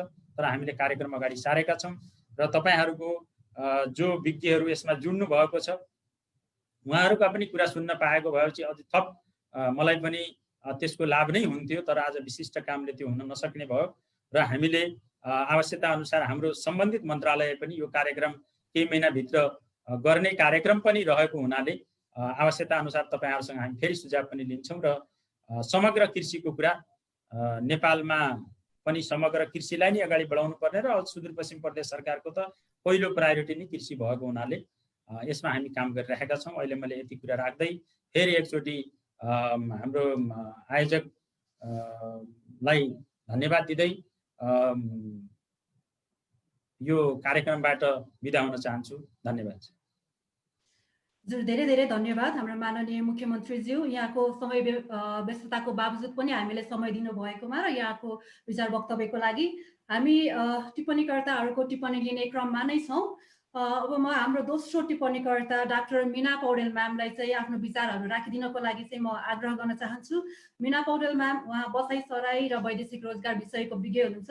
सँगसँगै मैले अलिकति यो समयको पाबन्दीलाई मध्यनजर गर्दै हाम्रो यो बाँकी टिप्पणीकर्ताहरूलाई चाहिँ म्याक्सिमम 15 मिनटको समय अवधिभित्र आफ्नो विचारहरू राखिदिनको लागि पनि मैले आग्रह गर्न चाहेँ। मीना पौडेल म्याम, मैले हजुरलाई आग्रह गरेँ। हुन्छ शारदाजी, नमस्ते सबैजनालाई। नमस्कार। हाम्रो मुख्यमन्त्रीज्यू लगायत सबै मेरो गुरु चैतन्य सर पनि हुनुहुन्छ लाइनमा र साथीहरू, धेरै औपचारिक रूपमा नगइकन सुरु गरिहाल्नु, समय पनि कम छ र बाँकी समय रह्यो भने छलफल गर्दा राम्रो होला। मैले मुख्य गरेर म अब विज्ञ चाहिँ होइन, म अहिले चाहिँ यो माइग्रेसन, मेरो मुख्य विषय चाहिँ माइग्रेसन, यो मानव बेचबिखनको एरियाको विद्यार्थी भएको भएर अहिले लिबियामा बसेर म माइग्रेसन हेर्दैछु। त्यहाँ कसरी अफ्रिकाका पछाडि पारिएका हिजो औपनिवेश कालमा चुसिएका देशहरूका मान्छेहरूलाई अहिले कसरी चाहिँ युरोपमा लगेर शोषण गरिँदैछ भन्ने पाटो चाहिँ हेर्दैछु। त्यसले गर्दा अलिकता मलाई त्यहाँ यो मध्य एसिया अनि अफगानिस्तानदेखि लिएर अहिले लिबियासम्म बस्दा र आफ्नै देशको परिस्थितिलाई पनि बुझ्दाखेरि अलिकता त्यसरी लिङ्कअप गर्न प्रयास गर्छु म। र मूल रूपमा विषयवस्तुमा जाँदाखेरि कृष्णजीले प्रस्तुत गर्नुभएको कार्यपत्र मैले पढेँ पनि, अस्ति मलाई पठाइदिनु भएको थियो। असाध्यै टाइमली र राम्रोसँग भएको अध्ययन रहेछ यो। अब यसलाई यसका अरू अध्ययनहरूको बाटो यसले खोलेको छ। त्यसले गर्दा अलिकता समाजशास्त्रीय दृष्टिकोणबाट, आर्थिक दृष्टिकोणबाट अनि अलिकता पोलिटिकल दृष्टिकोणबाट पनि अध्ययन गर्नुपर्छ जस्तो लाग्छ यो कार्यपत्रलाई को आधारमा। यसले जति कुराहरू उठाएको छ असाध्यै राम्रो छ। त्यसकारण उहाँको टिम जो संलग्न हुनु भएको छ, संस्था व्यक्तिगत जो हुनुहुन्छ, उहाँहरूलाई धेरै धेरै धन्यवाद। त्यसमा एक दुईवटा कुराहरू मैले टिप्पणी नै भन्दा पनि अलिकति त्यसमा मलाई लागेको कुराहरू र त्यसपछि मैले आफूले मन्थन गरिरहेका अहिले केही अनुसन्धानमा पनि म संलग्न छु। मुख्य गरेर यो सिरिया, लेबनान र बेरुततिरको, लिबियातिरको अनुसन्धानमा संलग्न छु। एकाडेमिक रिसर्चहरू भइरहेछ त्यहाँ। कोभिडको इम्प्याक्ट एग्रिकल्चरमा के परिरहेछ अनि यो एग्रिकल्चरले गर्दाखेरि मान्छेलाई जबरजस्ती घर छोडेर हिँड्नुपर्ने स्थितिको सृजना कसरी भइरहेछ अनि त्यसले ल्याउने सामाजिक, आर्थिक, लैङ्गिक, अब स्वास्थ्य, बालबच्चा सबैमा पर्ने असरहरू त्यो हेर्न खोज्दैछु। अलिअलि म त्यो पनि जोड्ने प्रयास गर्छु। मूल रूपमा यहाँ अब आफ्नै परिस्थितिमा जाउँ, अघि कृष्णजीले उठाएकै कुराबाट सुरु गर्ने हो भनेर अनि हाम्रो माननीय मुख्यमन्त्रीज्यूले त्यसलाई जुन दृष्टिकोण राखिदिनु भयो सुदूरपश्चिमको, त्यो असाध्यै राम्रो दृष्टिकोण उहाँहरूले सपनाहरू देख्नु भएको छ। कामना गरौँ त्यो पुरा हुन्छ। र सुदूरपश्चिमले यसो हामी काठमाडौँ बसेर हेर्दाखेरि, बाहिर बसेर हेर्दाखेरि पनि सुदूरपश्चिमले राम्रै गरेको देखिन्छ, लक्षणहरू राम्रै देखिन्छन्। काठमाडौँको किचलोलाई एकछिन बिर्सने हो भने मुख्य गरेर यो एग्रिकल्चरको रूपमा के देखिया छ बाहिर पनि र यहाँ पनि भन्दाखेरि राज्यले फर्केर आएका, चाहे त्यो कोभिडको कारणले फर्केका हुन्, चाहे आफ्नो उद्देश्य पुरा भएर फर्केका हुन् अथवा उद्देश्य पुर्याउन नसकेर फर्केका हुन्, फर्केका आप्रवासीहरू, फर्केका नेपालीहरूलाई मुख्य रूपमा उहाँहरूको सिप, उहाँहरूको थोरै पैसा लिएर आउनुहुन्छ, धेरै सिप, धेरै अनुभव र धेरै कुराहरू उहाँहरूले लिएर आउनुहुन्छ, धेरै फराकिलो सोच बनाएर आउनुहुन्छ। उहाँहरूलाई हामीले उहाँको सिप, अनुभव र त्यो जुन मानवीय स्रोत छ, जेसुकै होस् त्यो जुन तहमा जुन फर्ममा छ त्यो मानवीय स्रोतलाई हामीले चाहिँ प्रयोग गर्न सकेका छैनौँ। र अहिले मुख्यमन्त्रीज्यू यहाँ हुनुभएको भएर सुदूरपश्चिमले त्यसको प्रयोग गरोस् भन्ने कामना पनि गर्दछु म। र मूल रूपमा के छ त भन्दाखेरि अब मलाई के लाग्छ भने सरकारको नीति हेर्दाखेरि नीतिहरूमा खासै अब सैद्धान्तिक रूपले समस्या देखिँदैन। अब सबै कुरो गर्ने नीतिहरू छन् हामीसँग, संरचनाहरू पनि बन्या छन्, अहिले आएर काठमाडौँदेखि तलसम्मको संरचनाहरू पनि छन्। हामीसँग नभएको भनेको प्रतिबद्धता र इमान्दारिता मात्रै हो।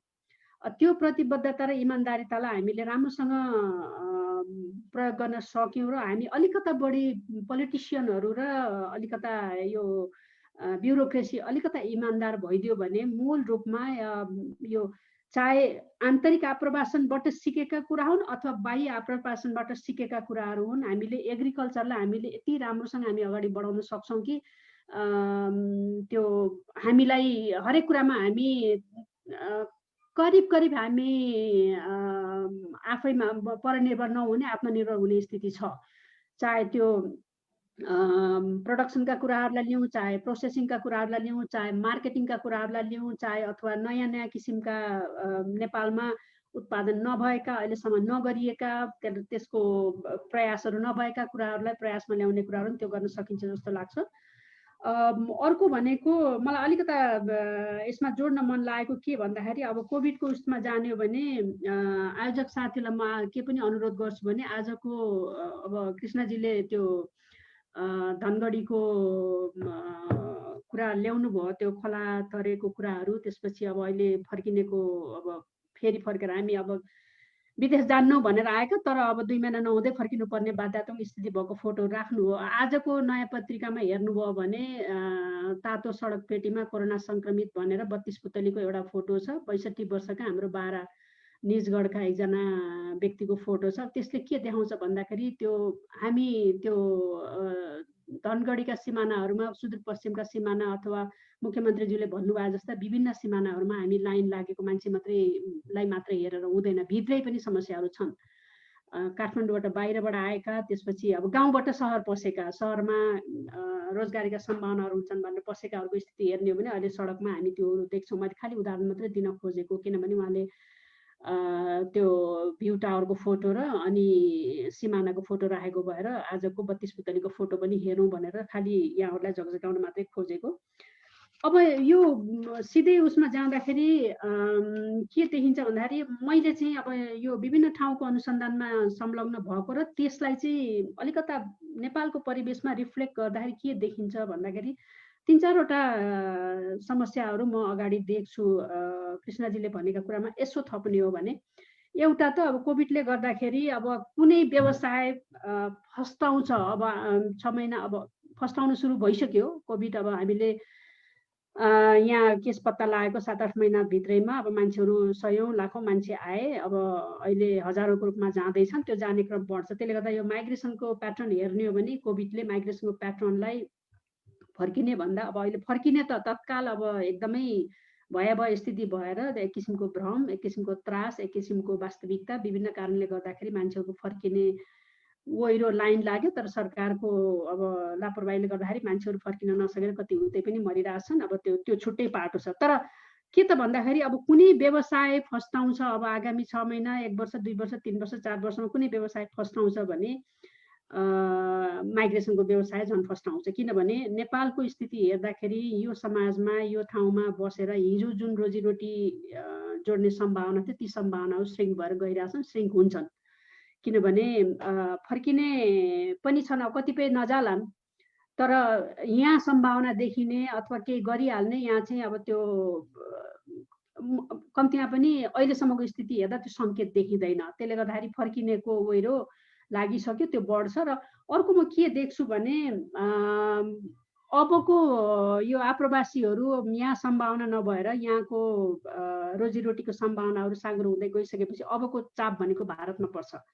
अब मुख्यमन्त्रीज्यूकै कुरालाई लगेर जोड्ने हो, त्यसलाई गाँच्ने हो भने भारतमा जानेको चाप बढी हुन्छ। किन भन्दाखेरि मध्यपूर्वमा अब हाम्रो मुख्य भनेको मलेसिया र मध्यपूर्व हो, त्यहाँका सम्भावनाहरू कम हुँदैछन् र त्यहाँको जुन खालको एउटा कोभिड नेसनलिजम को मेन्टालिटी जुन डेभलप भइरहेछ र त्यहीँका मान्छेलाई काम दिने अथवा त्यही वरिपरिकालाई दिने, त्यसपछि ती समान धर्म मान्नेकालाई दिने, समान भाषा बोल्नेकालाई दिने भनिसकेपछि नेपालीहरू मुख्य गरेर साउथ एसियनहरू त्यसमा पनि हामी नेपालीहरूले काम पाउने सम्भावना कम हुन्छ। त्यसले गर्दा त्यसको चाप भारतमा पर्छ। अब यहाँ केही छैन, सम्भावना छैन, गर्छु भन्दा नि ठाउँ छैन, गर्छु भन्दा सहयोग गर्ने पनि छैन, केही पनि छैन भनिसकेपछि कहाँ जाने त भन्दा सिमाना कटेर भारत जाने त्यो देखिसकेको छ। केही अध्ययनकै सिलसिलामा केही साउदीबाट फर्केका केही माइग्रेन्टहरूसँग कुरा गर्दाखेरि उहाँहरू अब साउदी जाने सम्भावना छैन, त्यसकारण भारत जाने भनेर उहाँहरूको दम तयारी कति गइसकेको स्थिति पनि छ। त्यसले के देखाउँछ भन्दाखेरि अहिलेको माइग्रेसन हाम्रो यसै त भद्रगोल माइग्रेसन छ है। मेन पावर कम्पनीहरूलाई म त के भन्छु भने मेन पावर कम्पनी भन्दा पनि राज्यले लाइसेन्स दिएका मानव तस्कर हुन्थ्यहरू होइन, ती तस्करहरूको व्यवसाय फस्टाउँछ। ती तस्करहरूले भारत लाने, भारत हुँदै अन्त लान्छु भनेर यिनीहरूलाई चाहिँ बेचबिखनमा फसाइदिने, त्यसपछि गएर त्यो अहिलेको अब भनौँ न अब श्रम स्वीकृति लिएर जाँदाखेरि कम शोषण हुन्थ्यो भने अब चाहिँ शोषण बढी हुने, त्यसमा पनि महिलाहरू बेचिने यौन शोषणको निम्ति, पुरुषहरू पनि बेचिने यौन र श्रम शोषण दुइटैको निम्ति त्यो सम्भावना बेसी देखिन्छ। किनभने त्यो अन्तको अहिलेको कोभिड पछिको विगत 7-8 महिनाको अध्ययनले त्यो देखाएको छ। त्यो इन्डिकेसनमा नेपालमा पनि देख्छु। यद्यपि हामी कहाँ त्यो अनुसन्धान भएको छैन, त्यतातिर हामीले सोच्न भएका छैनौँ, सोचेका छैनौँ। किनभने अब मैले भनिरहनु पर्दैन, श्रम मन्त्रालयको लाचारी र श्रम मन्त्रालयको कामहरू हेर्दाखेरि त्यो त्यतातिर सोच्ने सम्भावना देखेको छैन। सोच्यो भने तपाईँ हामी जस्तैले सोच्ने हो। त्यसले गर्दाखेरि के देखिन्छ भन्दाखेरि अब चाहिँ हिजो जमिनदारहरूले बदुवा मजदुरको रूपमा श्रम शोषण गरेर एउटा कृषि मजदुरको रूपमा शोषण गरिरहेको थिए भने अब गएर तिनै कृषि क्षेत्रमा पनि, मैले कृषि क्षेत्र मात्रै कृषि क्षेत्रलाई फोकस गर्दैछु तर यो हरेक क्षेत्रमा त्यो देखिन्छ, इन्डिकेसनहरू त्यस्तो आइरहेछ। अब गएर चाहिँ अलि फरक खालको जमिनदारहरू खेतीपातीमै तर बाहिर विदेशमा बाहिर अलिकता धनी अलिकता आधुनिकताको नाममा एक किसिमको त्यो new firm of agri slave भन्न खोजिरहेको छु मैले यहाँ।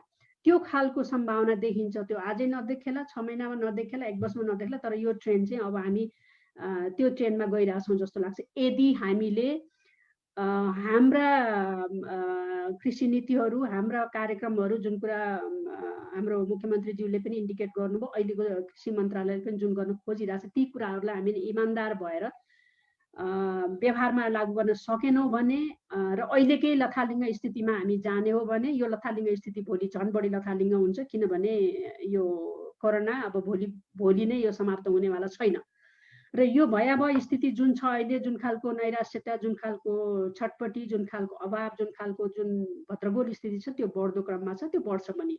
त्यसले गर्दाखेरिको स्थितिलाई हामीले त्यति बेलाको स्थितिलाई हामीले अहिले अनुमान मात्रै गर्न सक्छौँ। अनुमान गर्दाखेरि के देखिन्छ, हाम्रा जस्तै माइग्रेन्ट पठाएर रेमिटेन्सले धानिएका देशहरू र हाम्रो जस्तै सामाजिक आर्थिक सांस्कृतिक मूल्य मान्यता भएका देशहरूको अध्ययनले यी कुराहरू इन्डिकेट गरेको छ। त्यसले गर्दाखेरि मलाई डर के छ भने हामीले पनि त्यही बाटो अप्नाइरहेछौँ कि भन्ने डर चाहिँ हो। र अर्को भनेको मैले यो फोर्स माइग्रेसन अनि एक्सप्लोइटेसनको अनि यो ट्राफिकिङको कुराहरू गरेँ। अर्को भनेको मान्छेहरू हैरान भएर बाध्य भएर विवश भएर आफै स्मग्लिङमा जाने पनि बढ्छ। त्यसले गर्दाखेरि फेरि पनि घुमिफेरि के हो त भन्दाखेरि मैले देखेको के त भन्दाखेरि यो मानव तस्करहरू चाहिँ नाफामा जान्छन् र श्रमिकहरू सर्वसाधारणहरू जो चाहिँ अब रोजीरोटीकै निम्ति, अब पेट भर्नेकै निम्ति उनीहरूले चाहिँ घर छोड्ने, देश छोड्ने, समाज छोड्ने र बाहिर जानुपर्ने बाध्यताको स्थिति छ। सबभन्दा बढी घाटा र सबभन्दा बढी शोषित चाहिँ तिनीहरू हुन्छन्, त्यो चाहिँ देखिन्छ। अब यसले के देखिन्छ भन्दाखेरि अब सोसियल क्राइमका कुराहरू अब चैतन्य सर हुनुहुन्छ यहाँ, अब हामी उहाँबाट धेरै कुराहरू हामी सुन्न सक्छौँ। यसमा सोसियल क्राइमको सम्भावना के हुनसक्छ, पोलिटिकल अनरेस्टका कुराहरू होलान् भोलि गएर, जुन युरोपमा अहिले देखि पनि सकिया छ र मध्यपूर्वमा पनि अलिअलि देखिसकेका छ र नर्थ अफ्रिकामा पनि अलिअलि देखिसकेका छ। अब हामी पनि त्योबाट जोगिन्छौँ भन्ने चाहिँ मलाई लाग्दैन। पोलिटिकल अनरेस्टका कुराहरू, त्यसपछि इन्स्टेबिलिटीका कुराहरू, सोसियल क्राइम त धेरै कुराहरू, अब मुख्य गरेर अब यो महिला हिंसाका कुराहरू, त्यसपछि बालबालिकाका शोषणका कुराहरू, त्यसपछि अब युवाकै अब भनौँ न अब युवा पुस्ताकै श्रम शोषण र अरू शोषणका कुराहरू त्यति आउँछ। अनि यो भइसकेपछिका कारणहरू अथवा यसले ल्याउने अरू कन्सिक्वेन्स के हुन सक्छन् भन्दाखेरि हामीले अब समाजवाद उन्मुख संविधान भनेका छौँ, समाजवाद उन्मुख हरेक कुराहरू भन्छौँ हामी पोलिटिकली कुरा गर्दाखेरि, तर के त हामीले त्यो समाजको हामीले वर्गलाई अझ त्यो क्लास डिभिजनलाई अझ बढी वाइडन बनाउँदैछौँ कि भन्ने चाहिँ त्यो एकदम दीर्घकालीन रूपमा हेर्दाखेरि हामीले चाहिँ जे कुरा हामीले सम्बोधन गर्न खोज्दैछौँ अहिले सबैजना भएर हामी त्यसमा चिन्तन गरिरहेका छौँ, त्यो कुरा झन् अब त्यसको त्यो रिभर्स कन्सिक्वेन्स पर्ने हो कि भन्ने चाहिँ सम्भावना देखिन्छ। त्यसले गर्दा मेरो समय सकिन लाग्यो। अनि मलाई चाहिँ दिएको विषयमा अरू धेरैमा जान्न, मलाई दिएको विषय चाहिँ आप्रवासन सम्बन्धी भएको भएर मलाई के लाग्छ भने अब अर्को दिगदारी लागेको चाहिँ के भने अब अहिले यो आप्रवासनमा गएकाहरूको हामी फर्किन्छौँ घरमै, अब बाँझो रहेको खेतलाई हामी खनखान गरेर गर्छौँ भन्दाखेरि पनि ल्याउन नसक्ने स्थिति, उद्धारको नाममा भएका भ्रष्टाचार त्यो गर्न नसक्ने स्थिति भइरहेको एकातिर।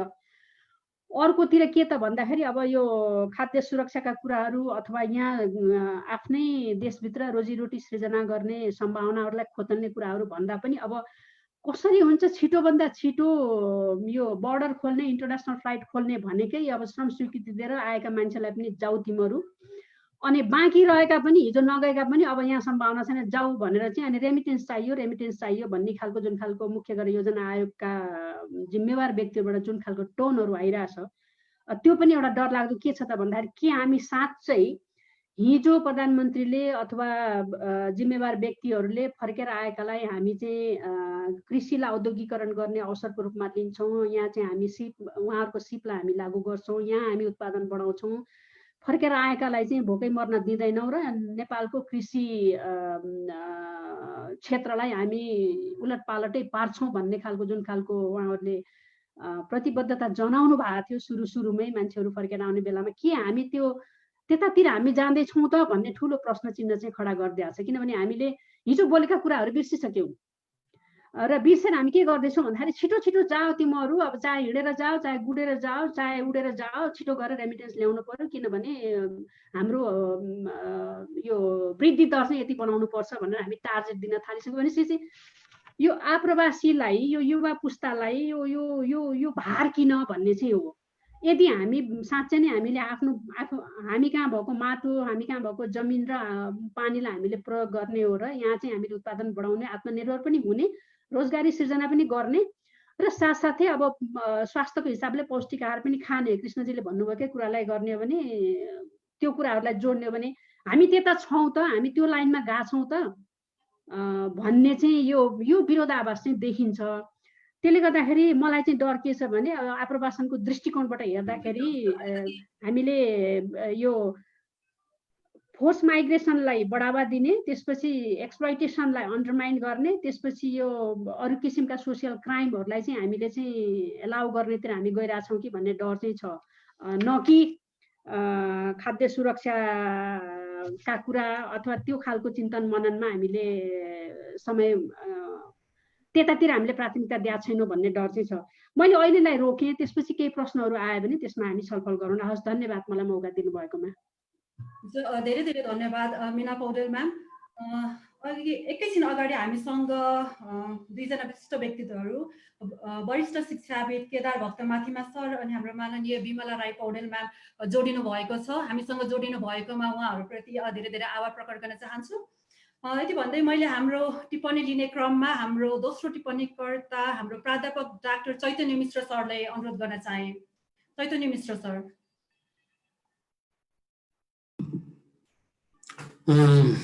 धन्यवाद यहाँहरूलाई। कृष्णजीलाई धन्यवाद, कृष्णजीसँगै काम गर्नुहुने, रिपोर्ट लेखनमा काम गर्नुहुने सबै अथरहरूलाई धन्यवाद र त्यो जुन सङ्घ संस्था अन्तर्गत तपाईँहरूले काम गर्नुभयो उहाँलाई पनि यो काम गरेकोमा र मलाई बोलाएकोमा धन्यवाद। अब म यो साह्रै विधि यो विषयको ज्ञाता होइन, धेरै साह्रै विधि के हुँदै होइन भने नि भयो। विष्णुजीको अलिअलि सङ्गतले यहाँ आइपुगेको छु। उहाँले चाहिँ भनेपछि मैले हार्न नसकेका हुनाले त्यति भनेपछि अब बिहान बसेर खरखर लेखनदास जस्तो भएको छु क्यारे, अनि अलिअलि लेखेँ, त्यो चाहिँ सेयर गर्न चाहन्छु। त्यसैको आधारमा एउटा मोटामोटी कुरा मात्रै गर्न चाहन्छु, मलाई त्यो डिटेल चाहिँ धेरै थाहा छैन यो विषयमा। स्क्रिन सेयरिङ गर्न पाइन्छ? पाइन्छ सर। यहाँ होस्ट को होस्ट बनाउँ त मनोज? मनोज सर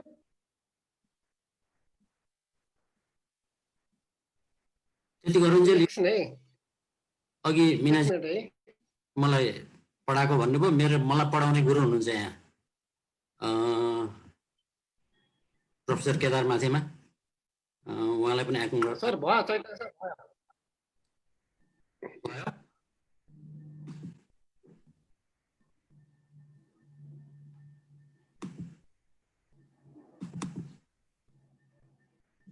ओके, मेरो मुख्य गरेर 4वटा बुदा छ, त्यो म समराइज गर्न चाहन्छु। समय नाग्दिनँ, 15 मिनट भन्नुभएको छ। 13 मिनट भयो भने मलाई घन्टी बजाइदिनुहोस्, केही सूचना दिनुहोस्, म 2 मिनटमा अरू बाँकी समराइज गर्छु। पहिलो बुदा चाहिँ के हो भने यो चाहिँ अहिले जुन कोभिडले हाम्रो अगाडि सामु राखेको छ त्यसलाई बडा कठिन परिस्थिति पनि सिर्जना भएको छ, तर कसैले यसलाई हरेक कठिन परिस्थिति चाहिँ एउटा अपर्च्युनिटी पनि हो भन्छन्, र त्यसलाई कसैले एउटा टिचिङ मोमेन्ट पनि भन्छन् होइन। हामीलाई धेरै कुरा सिकाउने गुरु भएर पनि आएको छ यो कुरा। यसले हामीलाई दुःख पनि दिएको छ, तर जीवन पछि कसरी जिउनुपर्छ भन्ने कुरा हामीलाई सिकाउनु पनि आएको छ जस्तो लाग्छ। अब यसले धेरै कुरा सिकाउन सक्छ। त्यसमाथि आज तपाईँहरूको जुन विषयवस्तु हो एग्रिकल्चर र यो एग्रेरियन सिस्टम, दुईटै कुरालाई कृषि कसरी गर्ने, कृषिको सामाजिक व्यवस्था राजनीतिक व्यवस्था चाहिँ कस्तो हुने, कुन राजनीतिक व्यवस्था अन्तर्गत र अर्थ राजनीतिक व्यवस्था अन्तर्गत कृषि सञ्चालन हुन्छ, त्यो दुईटैलाई र कृषि कर्मलाई त्यो दुईटैलाई कसरी सुधार गर्नुपर्छ भन्ने कुरा यसबाट धेरै सिक्न सकिन्छ। यसलाई खालि मथ्न सक्नुपर्छ जस्तो लाग्छ मलाई। त्यो गरियो भने धेरै कुरा सिकिन्छ यहाँ। अब कृषिको मैले धेरै भनिराख्नु पर्दैन, मैले त्यहाँ लेखिसकेका हुनाले भने मात्रै हो। जिडिपीको हिसाबले 25-30% एक किसिमले मात्रै हो भनौँ, तर मात्रै भने त्यो साह्रै मात्रै पनि होइन। 25-30% भने ठुलो मात्रा, 100%मा 1/4 वा झन्डै 1/3 भनेको ठुलो। अनि त्यसले खास गरेर इम्प्याक्ट गर्ने गाउँको ठाउँहरू, गरिबहरू, अनस्किल्ड मान्छेहरू, पेजेन्ट्सहरू र त्यो मोहीहरू, एग्रिकल्चर वेज वर्कर्सहरू, महिलाहरू, किनभने कृषि कर्म चाहिँ धेरै महिलाको काम पनि हुँदै गएको छ। र त्यसमाथि नि खास गरेर हामीले इन्डियन टिभीमा हेर्दाखेरि लड्को देखेको साह्रो दुःख पाएको मान्छेहरू चाहिँ माइग्रेन्ट र अर्बन लेबरर्सहरू है। इन्डियाभित्रै त्यत्रो रुमल्लीको त्यो 100 किलोमिटर हिँडेका मान्छेहरू, त्यहाँदेखि सुदूरपश्चिमदेखि लिएर सुदूरपूर्व नेपालकै पनि सम्म हिँड्दै आइपुगेको मान्छेहरू त्यो देखाएको छौँ हामीले, र खास असर चाहिँ त्यहाँ परेर देखाएको छौँ। तर त्यति मात्र होइन, अब यसले चाहिँ अरू कृषि राम्रोसँग गर्दाखेरि अरूतिर पनि डेयरीका कुराहरू पनि जुन कृषिमा डिपेन्ड गर्छ यो कुरालाई पनि यसले असर गर्छ। त्यसै गरेर हामीले एकअर्कासँग लेनदेन के गर्छौँ, कसले के बेच्छ, कसले के दिन्छ, यहाँ सामान मात्र होइन सेवाको पनि एक्सचेन्ज, र त्यसले ल्याउने त्यो एक्सचेन्ज मार्फत जुन ल्याउने कुरा यो राष्ट्रिय एकताको कुरा हो, अथवा क्षेत्रीय एकताको कुरा हो, अथवा गाउँभित्रकै एकता कुरा हो, अथवा भनौँ घरभित्रकै एकता कुरा हो, त्यो सबैलाई यसले बलियो छ इम्प्याक्ट गर्छ भन्ने मलाई लाग्छ। यो सबै कुरालाई अहिले भने यसले नेगेटिभली इम्प्याक्ट गरिरहेको छ, तर त्यो नेगेटिभ इम्प्याक्टलाई निकै हदमा अर्कोतिर फर्काउन सकिन्छ, त्यसको डिरेक्सन फर्काउन सकिन्छ भन्ने लाग्छ। त्यसै गरेर यसले हामीलाई केही पनि लार्जर स्केलमा यो global environmental crisis, over heating, deforestation र फरेस्ट यो जङ्गललाई भाग लाउने, रेलवे लाइन हाल्ने, अनि सडक हाल्ने, अनि त्यहाँको जनावरहरूलाई यताउता जान नदिने, सर्टन एकदम रेस्ट्रिक्टेड ठाउँमा त्यहाँ बसाइल राख्ने। र यसको अहिले म पछाडि एउटा सेक्सन चाहिँ मेरो यो कोभिड बारे पनि छ, त्यसमा अलिकति बढी भनौँला। यी कारणले गरेर महत्त्वपूर्ण असर, नेगेटिभ असरहरू परिरहेको छ। अब नेपालमा चाहिँ पोलिसी ठिकै छ, तर इम्प्लिमेन्टेसन सपोर्ट एकदमै कम छ एग्रिकल्चरको लागि र अरू विषयलाई पनि। हाम्रो गभर्नेन्स, यो गभर्नेन्सको प्रोसेस चाहिँ यस्तो लम्बे छ है, अनि त्यो कहिले इन्टर्मिनेबल, सिधिँदैन, त्यो निर्णय हुँदैन, अड्के हुन्छ जे कुरामा पनि। त्यस कारणले हरेक निर्णय चाहिँ 7 दिनमा गर्न सके गजब हुन्थ्यो जस्तो लाग्छ मलाई। नत्र भए महिना अल्झिने हाम्रो निर्णयको प्रक्रिया र त्यो लागू गर्ने प्रक्रिया। हामीहरूको छ नि, हामीहरूको आजकल एउटा शब्द एकदम चलन चल्तीमा आएको छ, निर्देशन दिएको छौँ भन्छन् है। अब निर्देशन दिएको पनि होइन कि त्यो त गरेर तुर्नु पऱ्यो नि, भ्याउनु पऱ्यो नि है। यो निर्देशन दिएका छौँ भन्ने जुन शब्द आइरहेको छ त्यसले के चाहिँ इन्डिकेट गरिरहेछ भने हामी मस्त छौँ, हामी स्लो छौँ भन्ने कुरा त्यो निर्देशन भन्ने शब्दले मलाई चाहिँ त्यसरी बुझाइरहेको छ। अब कोभिडकोले चाहिँ हाम्रो कृषिको जुन तपाईँहरूको रिपोर्टको फोकस हो, कृषि र खाद्य, त्यो चाहिँ हाम्रो जीवनको र सोसाइटीको पनि मुख्य सपोर्ट हो। खानेकुरा, कृषिको कुरा, कामको कुरा, काम चाहिँ त्यो रिपोर्टमा छैन, तर काम पाउने नपाउने कुरा फन्डामेन्टली इम्पोर्टेन्ट काम हो हाम्रो ह्युमन बिइङ्सको लागि। त्यस कारणले खाने, काम गर्ने, कृषि कर्म गर्ने, खाने कुराहरू महत्त्वपूर्ण हुन्। अनि त्यो चाहिँ त्यसलाई असिलो पारेको छ। गरिबहरूको सङ्ख्या बढ्छ। नेपालले गरिबी घटाएको, राम्रोसँग घटाएको गएको 20-30 वर्षमा। आयु बढाउने, लिट्रेसी बढाउने होइन, यी कुराहरूमा गरिबी घटाउने काममा ठुलै सक्सेस भएको हो। अनि part of the reason certainly is, maybe the major reason is remittance, बाहिर काम गर्ने कुरा। रेमिटेन्समा बाहिर गएर काम गर्ने कुरा पुरै निर्मूल हुन्छ जस्तो पनि लाग्दैन मलाई, हुनुपर्छ नै जस्तो पनि लाग्दैन। अलिअलि काम गरिरहेको छ, तर अहिले चाहिँ ओभर डिपेन्डेन्सको स्थिति हो। यो ओभर डिपेन्डेन्सको स्थितिलाई चाहिँ हामीले हटाउनुपर्छ जस्तो मलाई लाग्छ। त्यसै गरेर हाम्रो खाद्य सुरक्षाको कुरा, चाहे त्यो हामी घरको लेभलको सुरक्षा गरौँ वा गाविसको वा प्रान्तको वा मुलुककै, त्यो चाहिँ एकदमै त्यो पनि हामी एकदमै कम इन्डिपेन्डेन्ट छौँ। डिपेन्डेन्स धेरै छ। कम्प्लिट इन्डिपेन्डेन्सको त म वकालत गर्दिनँ पनि, तर डिपेन्डेन्सको मात्रा जुन हाई छ, खास गरेर राष्ट्रिय रूपमा त्यो तथ्याङ्क पाइने हुनाले त्यो चाहिँ सर्लक्क देखिन्छ। त्यो हेर्दाखेरि यो चाहिँ हाम्रो राजनीति चाहिँ सरकार अथवा पोलिटिकल सिस्टम भनौँ, सरकार भन्दाखेरि यो सरकारको मात्र होइन, यो लामो समयदेखि चलेर आइरहेका सरकारहरूको मोरलेस नाकामी, त्यसले छर्लङ्ग पार्छ यो डिपेन्डेन्स। त्यो कुरा चाहिँ कोभिडले अझ हामीलाई ज्ञान दियो होइन। 2015को जस्तो जुन बेलामा पेट्रोल ग्यासहरूको के भन्छ त्यो बन्द भयो बोर्डरबाट, त्यस्तै खानेकुरा बेला बेला बन्द हुन्छ, तर लार्ज स्केलमा भएको छैन, तर त्यो हुँदैन भन्न सकिँदैन। त्यो भइहालेछ भने, हुने चान्स त कम छ, तर भइहालेछ भने त्यसले कस्तो अवस्था ल्याउला हामीले एकचोटि 2015-16मा जे भयो त्यसलाई दाँजेर पनि हेर्न सक्छौँ। अनि त्यसको कन्सिक्वेन्स कैयौँ गुणा ठुलो हुन्छ यसै गरेर डिपेन्डेन्ट हुने हो भने होइन। एउटा त डिपेन्डेन्सको कुरा छ, दोस्रो हाम्रो पोटेन्सियल रियलाइज नगरेको स्थिति छ। त्यस कारणले त्यो कुरालाई ख्याल राख्नको लागि, ख्याल राख भन्नको लागि यो चाहिँ ठुलो गुरु भएर पनि आएको छ। दुःख पनि दिएको छ, तर यो ठुलो गुरु पनि हो। मैले पहिलो सेक्सनमा त्यति मात्र भने। अनि यो अर्ग्यानिक एग्रिकल्चर चाहिँ रिपोर्टमा धेरै ठाउँमा त्यति छैन, तर पनि यसले हिन्ट गर्छ र कृष्णजीसँग कुरा गर्दाखेरि यो कुरा त निस्किहाल्छ। त्यस कारणले मैले सानो सेक्सन त्यो राखिहालेँ। अब एक किसिमले अहिले भर्खरै सरकारले यसको बारेमा केही त डिसाइड गरेको छ जस्तो लाग्छ। कृष्णजी कुरा गरेर थाहा भएको, मलाई अरू कुरा गरेर होइन। तर योभन्दा धेरै ठुलो सिरियस इन्गेजमेन्ट चाहिँ चाहिन्छ जस्तो लाग्छ। एउटा त्यो अर्ग्यानिक एग्रिकल्चरसँग फ्रेन्डली रेगुलेसन चाहियो। यो अर्ग्यानिक किन पनि इम्पोर्टेन्ट छ भने यो ड्युरिङ कोभिड र कोट अनकोट पोस्ट कोभिड अघि मिनाजीले नै भन्नुभयो, कोभिडको कुरा गर्दाखेरि म चाहिँ 1.5 वर्ष जति भन्ने गर्छु प्रायः छ, तर त्यो भने चाहिँ यो बुझ्दै पनि हो कि यो कोभिड चाहिँ पछि इन्फ्लुएन्जा जस्तै भएर जाने प्रशस्त सम्भावना छ। त्यस कारण त्यो पोस्ट कोभिड स्थिति नै आउँदैन। हामीले कोभिडसँग अरू पोसिबली कम कन्टेजियस, कम सरुवा यो भाइरससँग बाँचेर जानुपर्छ। त्यस कारणले पोस्ट कोभिड एज सच भन्ने फेज आउँदैन जस्तो पनि लाग्छ। त्यो स्थितिको लागि यो खालि एग्रिकल्चर इम्पोर्टेन्ट पनि छ। त्यस कारणले पनि मैले एक दुईवटा बुँदा त्यतापट्टि जान खोजे हो। त्यस कारणले सरकारबाट चाहिने अलिकति फ्रेन्डली रेगुलेसन र minimal level of financial report अघि मुख्यमन्त्रीजीहरू आउनुभयो सुदूरपश्चिम, उहाँहरूले पनि यो कुरा राम्रोसँग विचार गर्नु होला। यसले जति अपर्च्युनिटी, यो जस्तो अपर्च्युन मोमेन्ट अर्को आउँदैन यतातिर फर्किनुको लागि पनि, यो अर्ग्यानिकतिर फर्किनुको लागि पनि जस्तो लाग्छ। त्यस कारणले अहिलेको भन्दा धेरै गम्भीर हाम्रो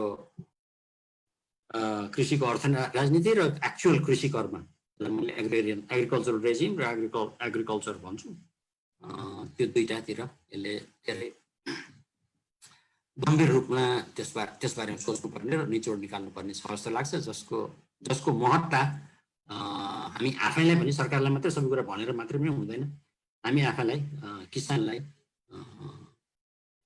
र सरकारलाई पनि बोध नभएको जस्तो लाग्छ। हामी आफैले पनि जे गर्नुपर्ने त्यति गरिराखेका छौँ कि छैनौँ भनेर पनि हामी आफैलाई पनि सोध्नुपर्छ।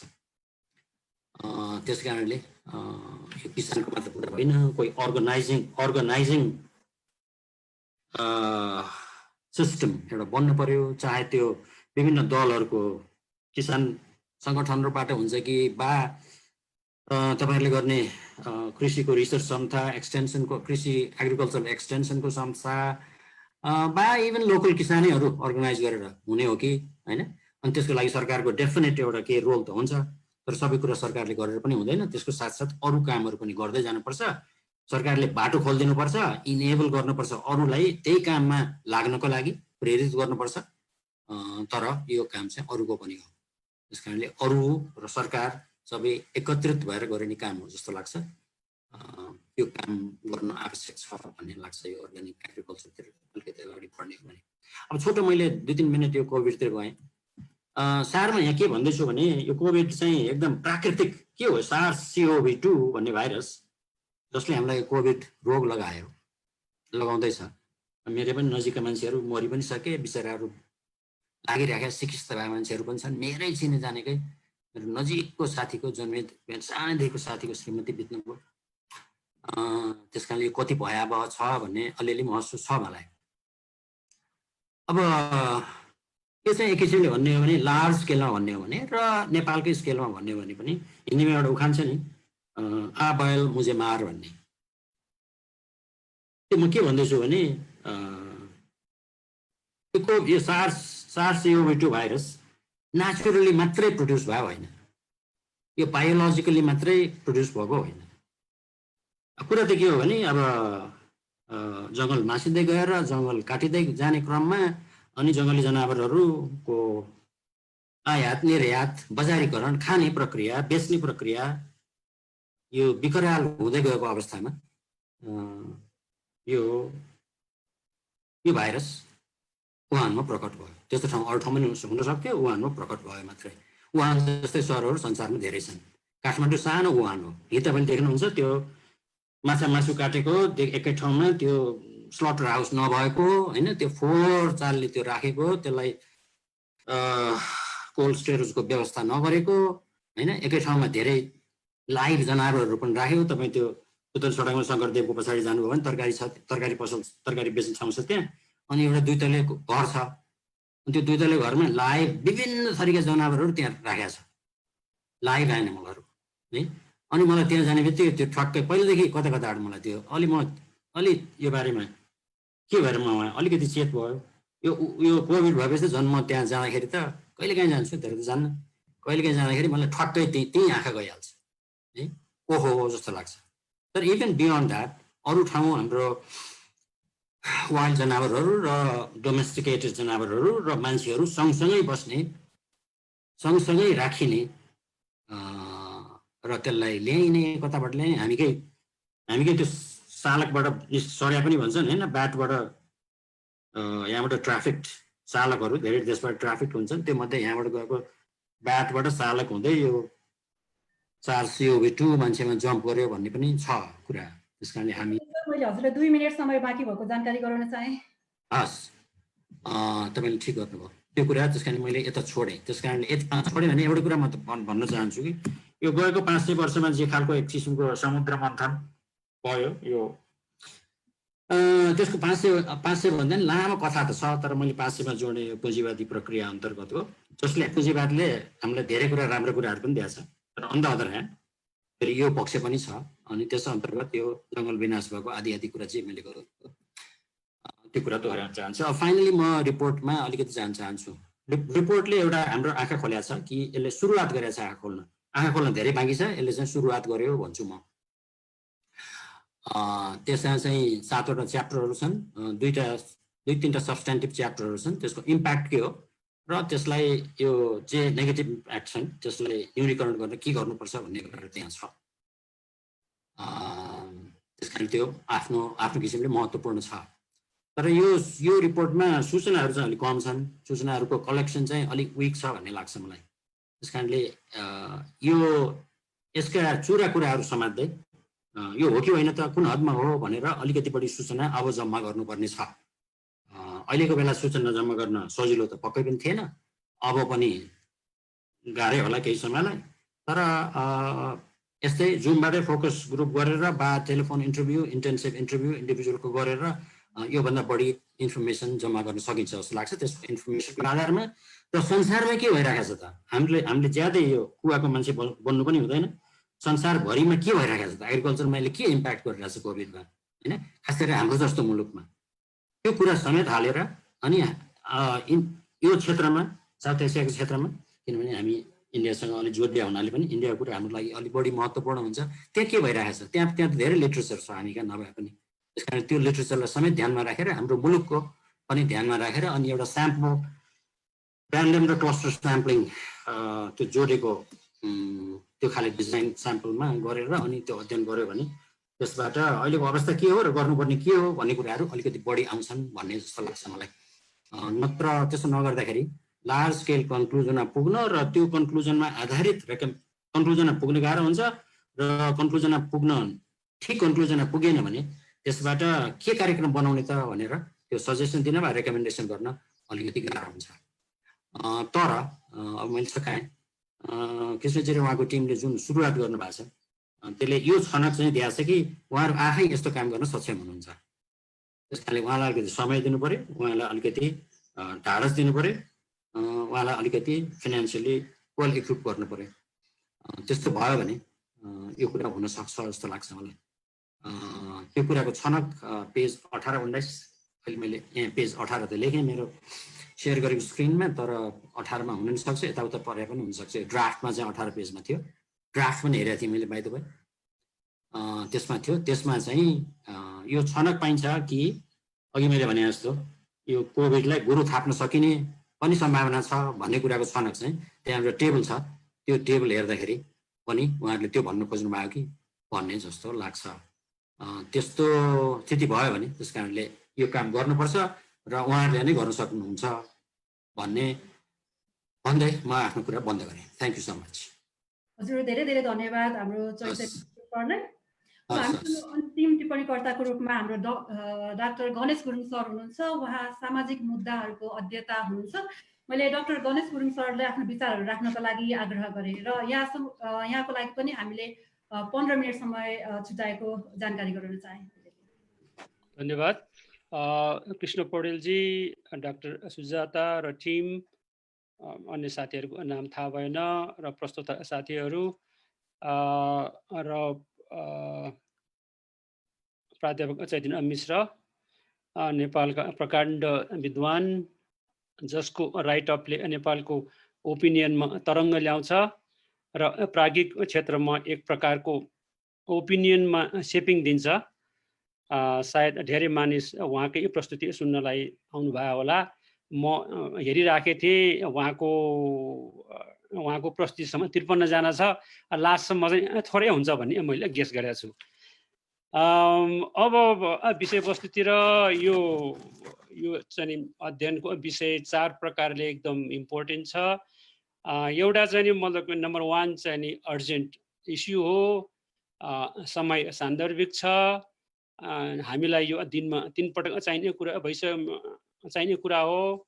र नम्बर 4 चाहिँ मतलब के भने यो कोभिडले हामीलाई के देखायो भने यो प्राध्यापक मिश्रले भन्नुभयो जस्तै एटलिस्ट हामी चाहिँ खाद्यान्नमा चाहिँ न्यूनतम उत्पादन आफै गर्नु पर्दो रहेछ भन्ने देखायो।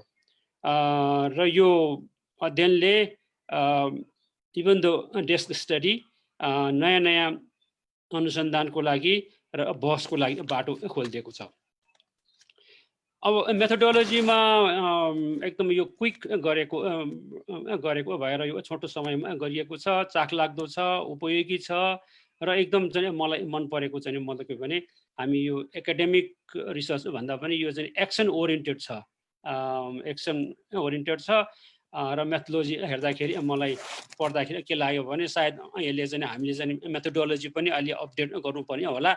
सायद चाहिँ zoom focus group discussion, zoom FGD पनि गरिदिए भए राम्रो हुन्थ्यो होला भन्ने, वा हामी त्यसरी गरे भए हुन्थ्यो होला। अब यो खाद्यान्न यो कृषि मेरो विषय होइन, त्यही पनि मैले नोबल हरारेको यो BC and AC before corona after कोरोनालाई पढ्दै गर्दाखेरि र हामीले अहिले कुरा गर्न लागेको DC भनौँ न, नोबल हरारेले कुरा नउठाएको DC भनेको ड्युरिङ कोरोना, BC भनेको बिफोर कोरोना, AC भनेको आफ्टर कोरोनाको चाहिँ अब छलफल हुन्छ। BC, AC र DC को रूपमा हुन्छ होला। अब यो रिपोर्ट हेर्दाखेरि मैले खालि तपाईँहरूलाई एउटा स्न्यापसट दिनलाई रिपोर्टमा पनि अलिकति हिन्ट गरेको छ, तर अलिकति के अरे आजको सहभागी साथीहरूलाई चाहिँ आइडियाको लागि र लगभगको कुरा गर्दाखेरि हामी लगभग चामल चाहिँ नि एक वर्षमा 35 अर्ब रुपियाँको चाहिँ मतलब आयात गर्दा रहेछौँ। सुन्तला मात्रै 4 अर्ब रुपियाँको आयात गर्दा रहेछौँ। तरकारी 30 अर्बको, स्याउ 6 अर्बको, प्याज र आलु 13 अर्ब रुपियाँको, पेट्रोलको त कुरै नगरौँ 230 अर्ब भन्दा बढी आयात हुन्छ। र त्यसमा चाहिँ तपाईँको चाहिँ मतलब के भने लुब्रिकेन्ट र अन्य कुरा राख्ने हो भने त हाम्रो झन्डै 90 करोड जस्तै दैनिक चाहिँ हुन आउँछ। अब यो खाद्यान्न चाहिँ यो प्रकारको हामीले चाहिँ आयात गरेर राखेको छौँ। यसले देखाउँछ हाम्रो चाहिँ आयात चाहिँ मतलब के को भोल्युम देखाउँछ, र यसले नै देखाउँछ हाम्रो प्रोडक्सन कति कम भइरहेछ भने मिठो भइरहेछ भन्ने कुरा। तर यो चाहिँ नि यो कहाँबाट आउँछ त भन्दाखेरि एउटा चाहिँ मैले सर र एउटा चाहिँ मतलब के भने मिडल क्लास फ्यामिलीको चाहिँ सानो रिसर्च गर्दाखेरि हामीले देखाएको मिडल क्लास फ्यामिलीको भान्सामा चाहिँ यो मैले अघि भनेको कुराहरू कहाँबाट आउँदो रहेछ भन्दाखेरि लार्जली चामल भारतबाट आएको देखियो। एउटा मिडल क्लास फ्यामिलीको भान्सालाई चाहिँ अब्जर्भेसन गर्दाखेरि भटमास तेल चाहिँ अमेरिकाबाट आउँदो रहेछ। लसुन चाहिँ मतलब पनि अचल ठुल्ठुलो लसुन चाहिँ चीनबाट आउँदो रहेछ। खोर्सानी चाहिँ भियतनामबाट आउँदो रहेछ। तेल चाहिँ paraguayबाट आउँदो रहेछ। दाल चाहिँ तान्जानियाबाट आउँदो रहेछ। र हाम्रो चाहिँ मतलब के भने जिडिपीमा कृषिको चाहिँ मतलब के कन्ट्रिब्युसन घट्दै गएर अब चाहिँ 25-26%मा झरेको छ। त्यही पनि हामी चाहिँ कृषि प्रधान देश भइराखेका छौँ। किन यस्तो भइराखेको छ यो स्टडीले पनि हिन्ट गरेको छ, तर पनि म चाहिँ केही कुरा थप्न चाहन्छु। कृषि विकास नहुनुमा, कृषिमा हाम्रो विकास नहुनुमा दुई तीनवटा चाहिँ धेरै कुरा छन्, तर दुई तीनवटा मेजर कुरा छ। ती तीनवटा कुरा नम्बर 1 हाम्रो कृषिमा संरचनागत समस्या छ। जबसम्म यो संरचनागत समस्यालाई हामी चाहिँ सम्बोधन गर्दैनौँ तबसम्म हाम्रो चाहिँ मतलब जति हामीले भने पनि कृषिमा विकास हुनेवाला छैन। यो हामीले अहिले आएको विदेशी रोजगारबाट आएका मान्छेहरूले काम गर्छ भने पनि जे भए पनि नम्बर 1 भूस्वामित्व हो। माटो भूमि कोसँग छ भने माटो कहिले पनि नछुने मान्छेसँग चाहिँ लालपूर्जा छ। तर त्यो भूमिमा काम गर्ने मान्छे चाहिँ मतलब लालपूर्जा नहुने मान्छे काम गर्छ।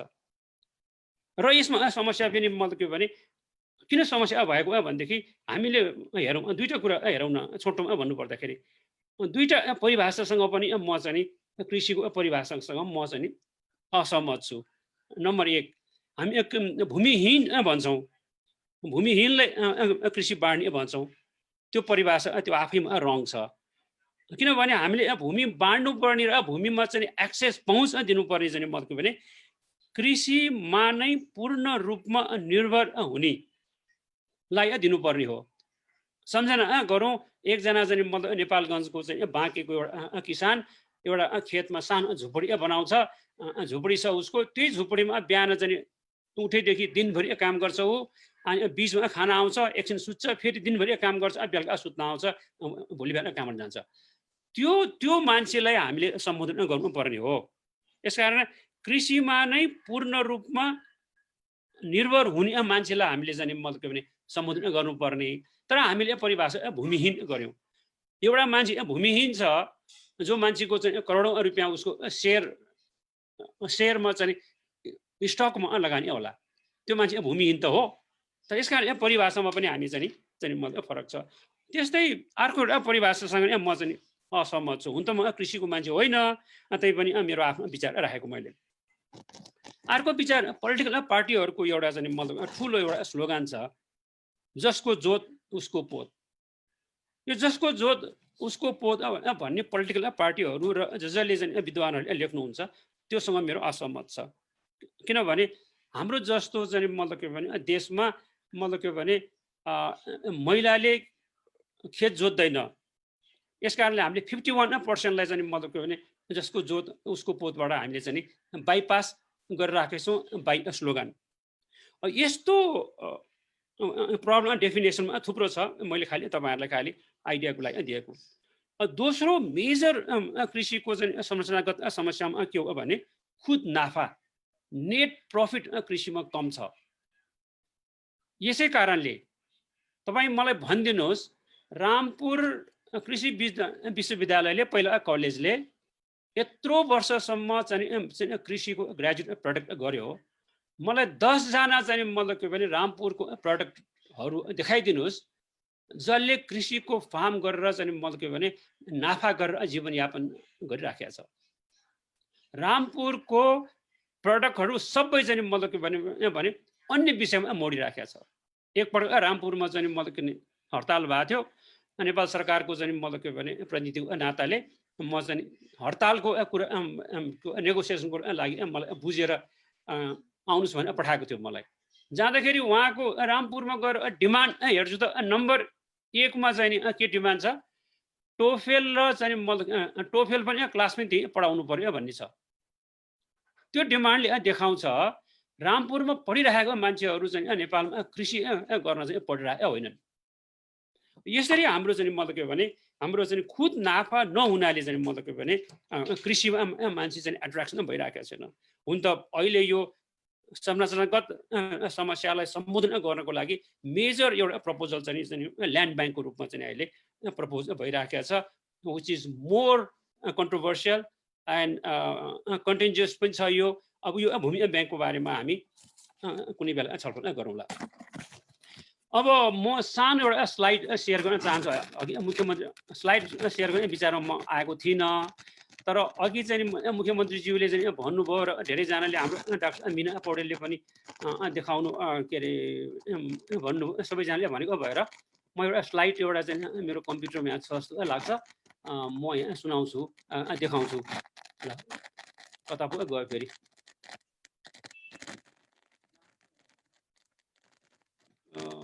गयो खोइ।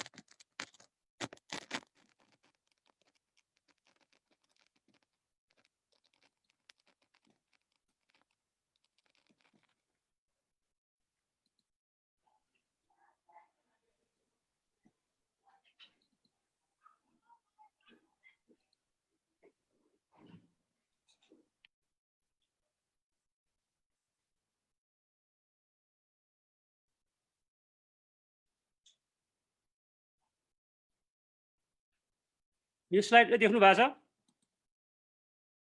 छ? ठिक छ, देखिरहेछौँ। मुख्यमन्त्रीज्यूको स्टाफहरूले हेरिराख्नु भएको छ भन्ने मैले बुझेको छु। वैदेशिक रोजगार र श्रमिकको कुरा गर्दाखेरि हामीले यो स्लाइडलाई हेर्नुपर्छ।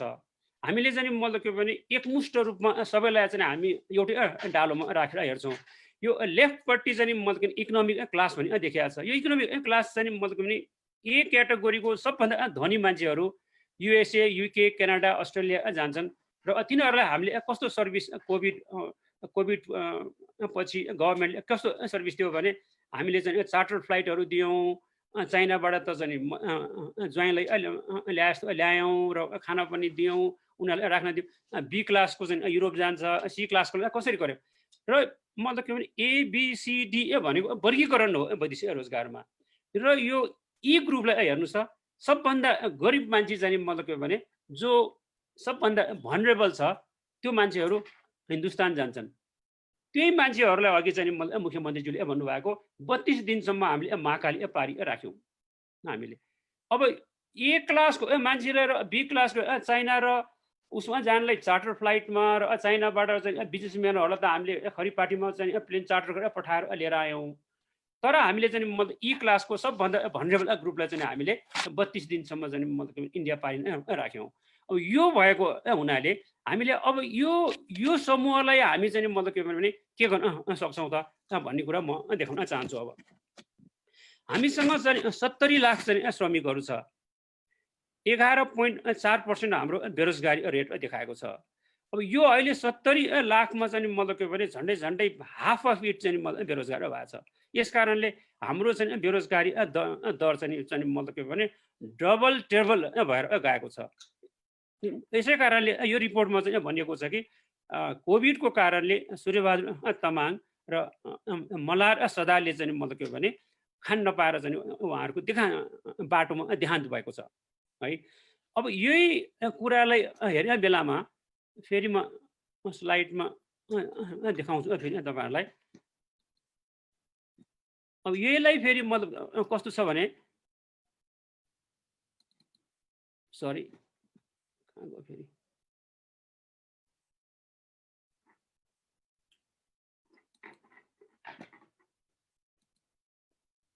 यो हेर्नु भयो भने इन्डियाबाट झन्डै चाहिँ 9 लाख मान्छे चाहिँ इन्डियाबाट चाहिँ हिन्दुस्तानबाट चाहिँ नेपाल आयो र अस्तिको दिनसम्मको डाटा चाहिँ 20 सेप्टेम्बरसम्मको डाटा हेर्ने हो भने झन्डै 5 लाख मान्छे फर्केर गयो।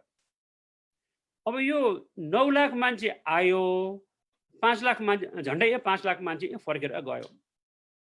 अब यो फर्कनीमा किन फर्के? हामीसँग चाहिँ मतलब के भने अहिले चाहिँ मतलब के भने नेपाल सरकारले 7 लाख मान्छेलाई रोजगारी सृजना गर्छु भनेर कार्यक्रमहरू लागू गरिराखेको छ। गएको आर्थिक वर्षमा पनि लागू भएको थियो र नेपाल सरकारसँग 46 अर्ब रुपियाँ पैसा छ यो 7 लाखलाई रोजगारी सृजना गर्न। तर अब यो चाहिँ मतलब झन्डै 5 लाख मान्छे फर्केर गइसक्यो। अब यसको माने यो 46 अर्ब रुपियाँको चाहिँ मतलब के भने प्रोग्राम त्यहाँ पुगेन। हामीले यो पनि याद गर्नु पर्यो कि हाम्रो अहिलेको संरचनाहरूले तिनीहरूलाई रोक्न सकेन। हामीले यो पनि बुझ्नु पर्यो कि तपाईँको अहिले दसैँको टाइम हो, अहिलेको दसैँको टाइममा चाहिँ नि नेपालबाट इन्डिया जाने टाइम होइन कि इन्डियामा भएकोहरू पनि नेपाल फर्कने टाइम हो। दुईटा कारणले, एउटा चाहिँ दसैँको कारणले, अर्को चाहिँ मतलब के भने हार्भेस्टिङको कारणले फर्कने कारण हो। तर अहिले चाहिँ मतलब के भने उल्टा भइरहेछ अहिले। र अर्को कुरो उल्टा के पनि भइरहेछ भने प्रायः जस्तो पहिला चाहिँ मतलब के भने महिलाहरू बालबच्चाहरू जान्थेन, यसपालि महिलाहरू बालबच्चाहरू पनि गइराखेको छ। यस्तो भइरहेको। अब यस कारणले चाहिँ मतलब के भने अब यो रिपोर्टले देखाएको जस्तै हाम्रो इम्पोर्टेन्ट पोइन्ट के हो भनेदेखि चाहिँ मतलब के भने हाम्रो रोजगारी भनेको रोजगारी नै हाम्रो खेतीबारी हो। वास्तवमा खेतीबारीमा नै हाम्रो रोजगारी छ। किनभने मैले सुरुमा देखाएँ जुन भोल्युम जुन क्वान्टिटीमा चाहिँ हामी चाहिँ मतलब के भने आयात गर्छौँ त्यसलाई रिप्लेस गर्ने चाहिँ मतलब के भने हाम्रो सम्भावनाहरू छ। यो रिपोर्टले देखाएको छ। बाँझो जमिनहरूको बारेमा चर्चा गरेको छ। हाम्रो यत्रो बाँझो जमिन र हाम्रो सबभन्दा लार्जेस्ट एउटा फिनोमिना चाहिँ चलिरहेको चाहिँ माइग्रेसन बाहेक अर्को फिनोमिना चाहिँ rural to road head, rural to urban area migration पनि हो। यो फिनोमिना चाहिँ हाम्रो चलिरहेको छ। यसकारण हाम्रो गाउँघर खाली छ हाम्रो चाहिँ अहिले। अब यस्तो अवस्थामा हामी गुजिराखेका छौँ। यस कारणले पनि यो रिपोर्टको महत्त्व ज्यादै ठुलो कुरा छ। अब म एउटा सानो एउटा प्रपोजल म जान चाहन्छु लास्टमा। अब हामीसँग चाहिँ मतलब के भने अब रोजगारी कसरी सृजना गर्ने त भन्ने यो कुरामा दुईटा सम्भावना एकदमै चाहिँ टटकारो रूपमा अवसरको रूपमा देखिएको छ। हामीले चाहिँ 10 लाख मान्छे नेपाल आयो। 10 लाख मान्छे नेपाल आउँदाखेरि 10 लाखमा नै एउटा इन्ट्रेस्टिङ फिगर छ। हामीले के भन्यौँ भनेदेखि र भारतीय सरकारको चाहिँ मूल चाहिँ सञ्चार माध्यमहरूले के भन्न आयो भने नेपालीहरू चाहिँ 70 लाख नेपाली चाहिँ इन्डियामा काम गर्छ भन्न आएको हो। र 1950 को सन्धिलाई चाहिँ हामी नेपालीहरूले असमान सन्धि भनि आएको हो। तर इन्डियाले पनि इन्डियाको सञ्चार माध्यमले पनि असमान सन्धि हो भन्छ। अब उहाँहरूको विचारमा चाहिँ के भन्यो भने 70 लाख नेपालीलाई हामीले काम दिइराखेका छौँ। यस कारणले यो पनि यो सन्धिले हामीलाई चाहिँ यत्रो बोझ थपेको छ। यस कारणले पनि यो असमान हो भनेर मेन मिडियाहरूले भन्न आएको हो।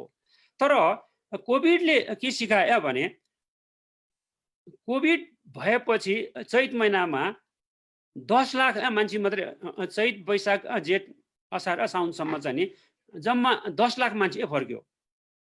ल भनौँ चाहिँ मतलब के भन्यो भने 5 लाख अझै इन्डियामै छ भन् ठानौँ ल 50% भन्यो पनि 15 लाख भयो जम्मा। कहाँको 70 लाख असमान सन्धि उहाँहरूको तर्क। अब अहिले चाहिँ मतलब कोभिड के देखायो भनेदेखि 15 लाख भन्दा बढी देखाएन बढीमा। यस कारणले कोभिडले चाहिँ मतलब के भने हामीलाई नयाँ कुरा पनि सिकाएको छ। अब एउटा कुरा लास्टमा एउटा प्रपोजल। अब 10 लाख मान्छे इन्डियाबाट आए, 9 लाख जति आयो, के अरे 5 लाख जति फर्केर गयो, 5 लाख हामीसँग अझै बाँकी छ। अब केमा रोजगारी सृजना गर्ने यो मोस्ट भल्नरेबल ग्रुपलाई, र यो ग्रुपहरू सबैभन्दा तल्लो वर्गको हो। अब केमा सम्भावना छ भने हामीले के गर्न सक्छौँ भनेदेखि 5 देखि 7 लाख चाहिँ मतलब इन्डियनहरू नेपालमा काम गर्थ्यो। र यो कोभिड लागेपछि यो 5 देखि 7 लाख चाहिँ कामदारहरू चाहिँ मतलब के भने नेपालबाट भारत गए। यसकारण त्यो ठाउँ खाली छ अहिले। त्यो भनेको गाडामा तरकारी बेच्ने हो, कपाल काट्ने हो, कन्स्ट्रक्सनमा काम गर्ने हो, के अरे एकदम अनस्किल लेबर हो, सेमी लेबर हो, यो सब चाहिँ मतलब 5 देखि 7 लाख चाहिँ हामीसँग छ। उद्योग वाणिज्यको रिपोर्टले पनि 7 लाख भन्दा बढी भन्छ। तर यति चाहिँ 5 देखि 7 लाख चाहिँ छ हामीसँग। अब हामीसँग 5 लाख चाहिँ कामदार चाहिँ इन्डियाबाट आएको पनि हामीसँग छ। र हामीसँग झन्डै 86,000 जति चाहिँ थर्ड कन्ट्रीबाट फर्केको छ। अब यसलाई चाहिँ हामीले चाहिँ मतलब के भने हामीसँग 86 अर्ब रुपियाँको बजेटले हामीले इन्डियनहरूको ठाउँमा रिप्लेस गर्ने यदि काम गऱ्यौँ भने इमिडिएट चाहिँ मतलब के भने रिप्लेसमेन्ट हुन सक्छ। अब किन पनि म भन्दै छु भने इन्डिया थर्ड कन्ट्रीबाट आएकोले अलिकति बढी कमाउँथ्यो। तर यो इन्डिया काम गर्न गएको हाम्रो नेपालीहरूको पर डे चाहिँ मतलब के भने पर मन्थ उसको इन्कम भनेको 20,000 देखि 30,000 रुपियाँ हो। 20,000 देखि 30,000 रुपियाँ भनेको यो नेपालमा इन्डियनहरूले जुन भारतीय मूलका मान्छेले काम गर्थे त्यसको आम्दानी पनि लगभग त्यस्तै हो वा त्योभन्दा अलि बढी छ होला। उसको आम्दानी पनि मिल्छ, उसको क्यारेक्टरिस्टिक्स पनि मिल्छ, र उसलाई चाहिँ मतलब के भने हामीले नेपालमै चाहिँ रोजगारी दिने अवस्था छ। त्यो चाहिँ गोल्डन हामीसँग सुनौलो अवसर छ। तर त्यसमा चाहिँ नेपालीहरूलाई चाहिँ मतलब के भने इन्डियनको ठाउँमा काम गराउनलाई केही मनोसामाजिक चाहिँ चुनौतीहरू छ। त्यसमा चाहिँ मतलब के भने सरकारले त्यसलाई सम्बोधन गर्नुपर्छ। तब मात्रै उसले काम गर्न सक्छ। किनभने मेरो ससुराली देख्ला, म किन कपाल काट्ने, म किन गाडामा तरकारी बेच्ने, म हेलमेट लाएर किन मेलम्चीमा काम गर्ने, बरु बङ्गलादेशले आएर काम गर्न सक्छ अब भन्ने के अरे सामाजिक मनोविज्ञान नेपालमा छ। त्यस कारणले यो सम्बोधन गर्नुपर्छ। तर हामीले एउटा चाहिँ म एक्सपेरिमेन्ट गऱ्यौँ भूकम्पको टाइममा। हजुरलाई छोटाउनु पर्छ होला अब। ल म सकिहाल्छु। 2-4 कुरा थियो तर यो गन्थनै हो, त्यति इम्पोर्टेन्ट होइन। यस कारणले हामीले चाहिँ मतलब के भने भूकम्प पछि बझाङको केही ठेकेदारलाई भनेर सिन्धुपाल्चोकको घर बनाउने चाहिँ निर्माणको काम ल्यायो हामीले। जाने बेलामा तिनीहरूसँग चाहिँ फोकस ग्रुप डिस्कसन गर्दाखेरि के पायौँ भने उनीहरूले इन्डियामा भन्दा बढी कमायो। उनीहरूले चाहिँ मतलब के भने इन्डियामा चाहिँ भाडा तिर्नु पर्थ्यो, भाडा तिर्नु परेन। उसले चाहिँ मतलब इन्डियामा जाँदाखेरि चाहिँ लामो दूरीको चाहिँ यात्रामा धेरै पैसा खर्च गर्नु पर्थ्यो, गर्नु परेन। र उसले चाहिँ मतलब के भने इन्डियामा चाहिँ मतलब के भने पैसा कमाएर ल्याएको पैसा चाहिँ मोजारा चाहिँ मतलब के भने पेटीमा बाँधेर ल्याउनु पर्ने डर पनि उसलाई भएन। यस कारणले यो मिसम्याच भइरहेछ अहिले। यो मिसम्याचमै चाहिँ मतलब के भने हामीले काम गर्न सक्यौँ भने हाम्रो चाहिँ मतलब के भने यो ठुलो एउटा चाहिँ सुनौलो अवसर छ। यो अवसर चाहिँ मतलब के भने हामीले यहाँ काम गर्न सक्छौँ। र सँगसँगै चाहिँ कृष्ण पौडेलजी र टिमले लेखेको चाहिँ यो चाहिँ हाम्रो खेतीबारी नै हाम्रो रोजगारी हो म भन्न चाहन्छु। र अन्तमा चाहिँ मतलब के भने कृष्ण पौडेलजी र टिमलाई म चाहिँ मतलब के भने आयोजक संस्थालाई म यो अवसरको लागि धन्यवाद दिन चाहन्छु। धन्यवाद। हजुर, धेरै धेरै धन्यवाद डाक्टर गणेश गुरुङ सर। पुनः एकपटक मैले हाम्रो प्रस्तुतकर्ता र हाम्रो सबै टिप्पणीकर्ताहरूलाई एकपटक धन्यवाद दिन चाहे। अब समयको हिसाबले हामीसँग करिब 15 देखि 16 मिनट बाँकी छ। हामीले म्याक्सिमम 3 देखि 4वटा छोटो प्रश्न यहाँहरू केही जिज्ञासा भए चाहिँ हामीले लिन सक्छौँ। त्यसको लागि चाहिँ हजुरहरूले हात उठाएर आफ्नो प्रश्नहरू राख्न सक्नुहुन्छ।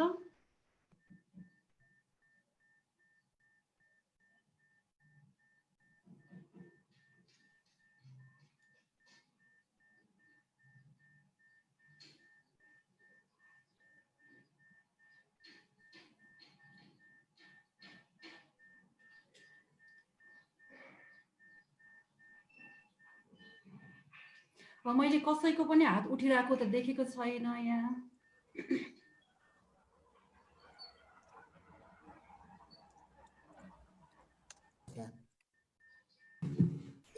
सिन्ड्रेला के अरे शारदा केशव दाहालको प्रश्न छ भन्दै हुन्छ। सुन हाम्रो यहाँ हात उठाउने ठाउँ यहाँ राखेको रहन्छ, कमेन्ट गरिराख्नु छ, उहाँलाई बोल्नु भन्नु न केशव दाहाल। हुन्छ, मैले केशव दाहाल सरलाई अनुरोध गरेँ आफ्नो प्रश्न राख्नको लागि। सर यहाँ अलिकति टेक्निकल गडबडी भएको रहेछ।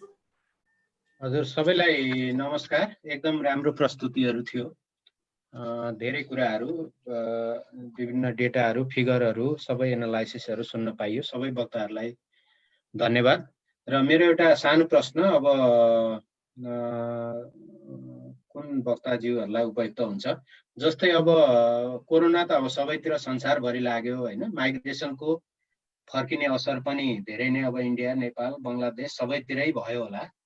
अब युएललाई रेस्पोन्स गर्नलाई अलिकति राम्रो तरिकाले कहाँको कुन सरकारले चाहिँ कसैले राम्रो काम गर्यो कि केही त्यस्तो पनि एनालाइसिस यहाँहरूसँग छ कि?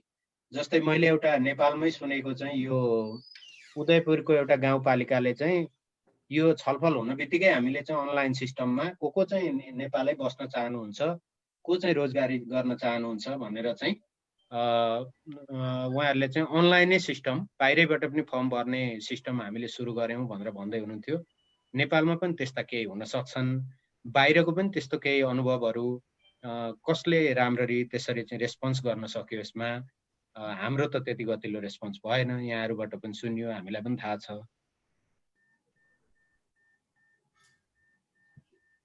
विश्वको केही अनुभव छ कि भनेर। हामी एकैपटक 2-3वटा प्रश्नहरू लिन्छौँ र त्यसलाई सम्बोधन गर्नुहुनेछ सरहरूले। यहाँ हात उठाउने अप्सन नभएको भएर यहाँहरूले अब हात उठाउने अप्सन छ, त्यो पार्टिसिपेन्टमा क्लिक गर्नुभयो भने त्यहाँ देखिन्छ।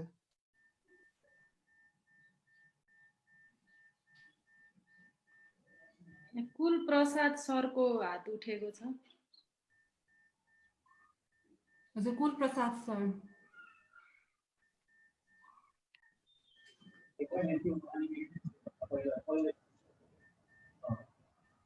हजुर, नमस्कार।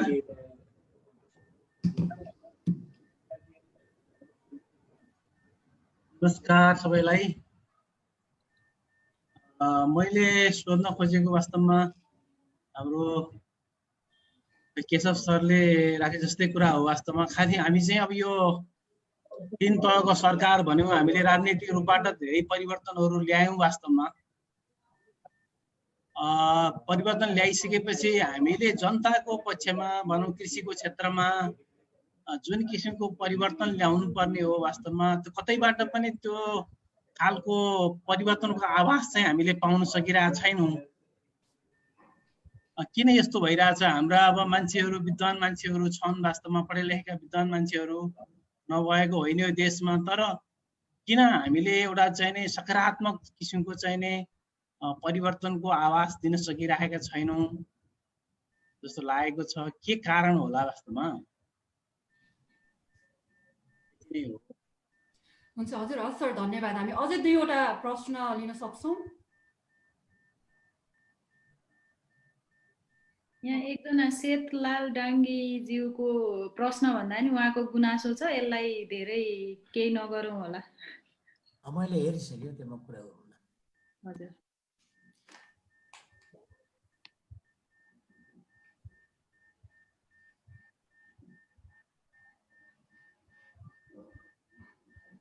अरू कसैको हात उठिरहेको चाहिँ मैले देखेको छैन।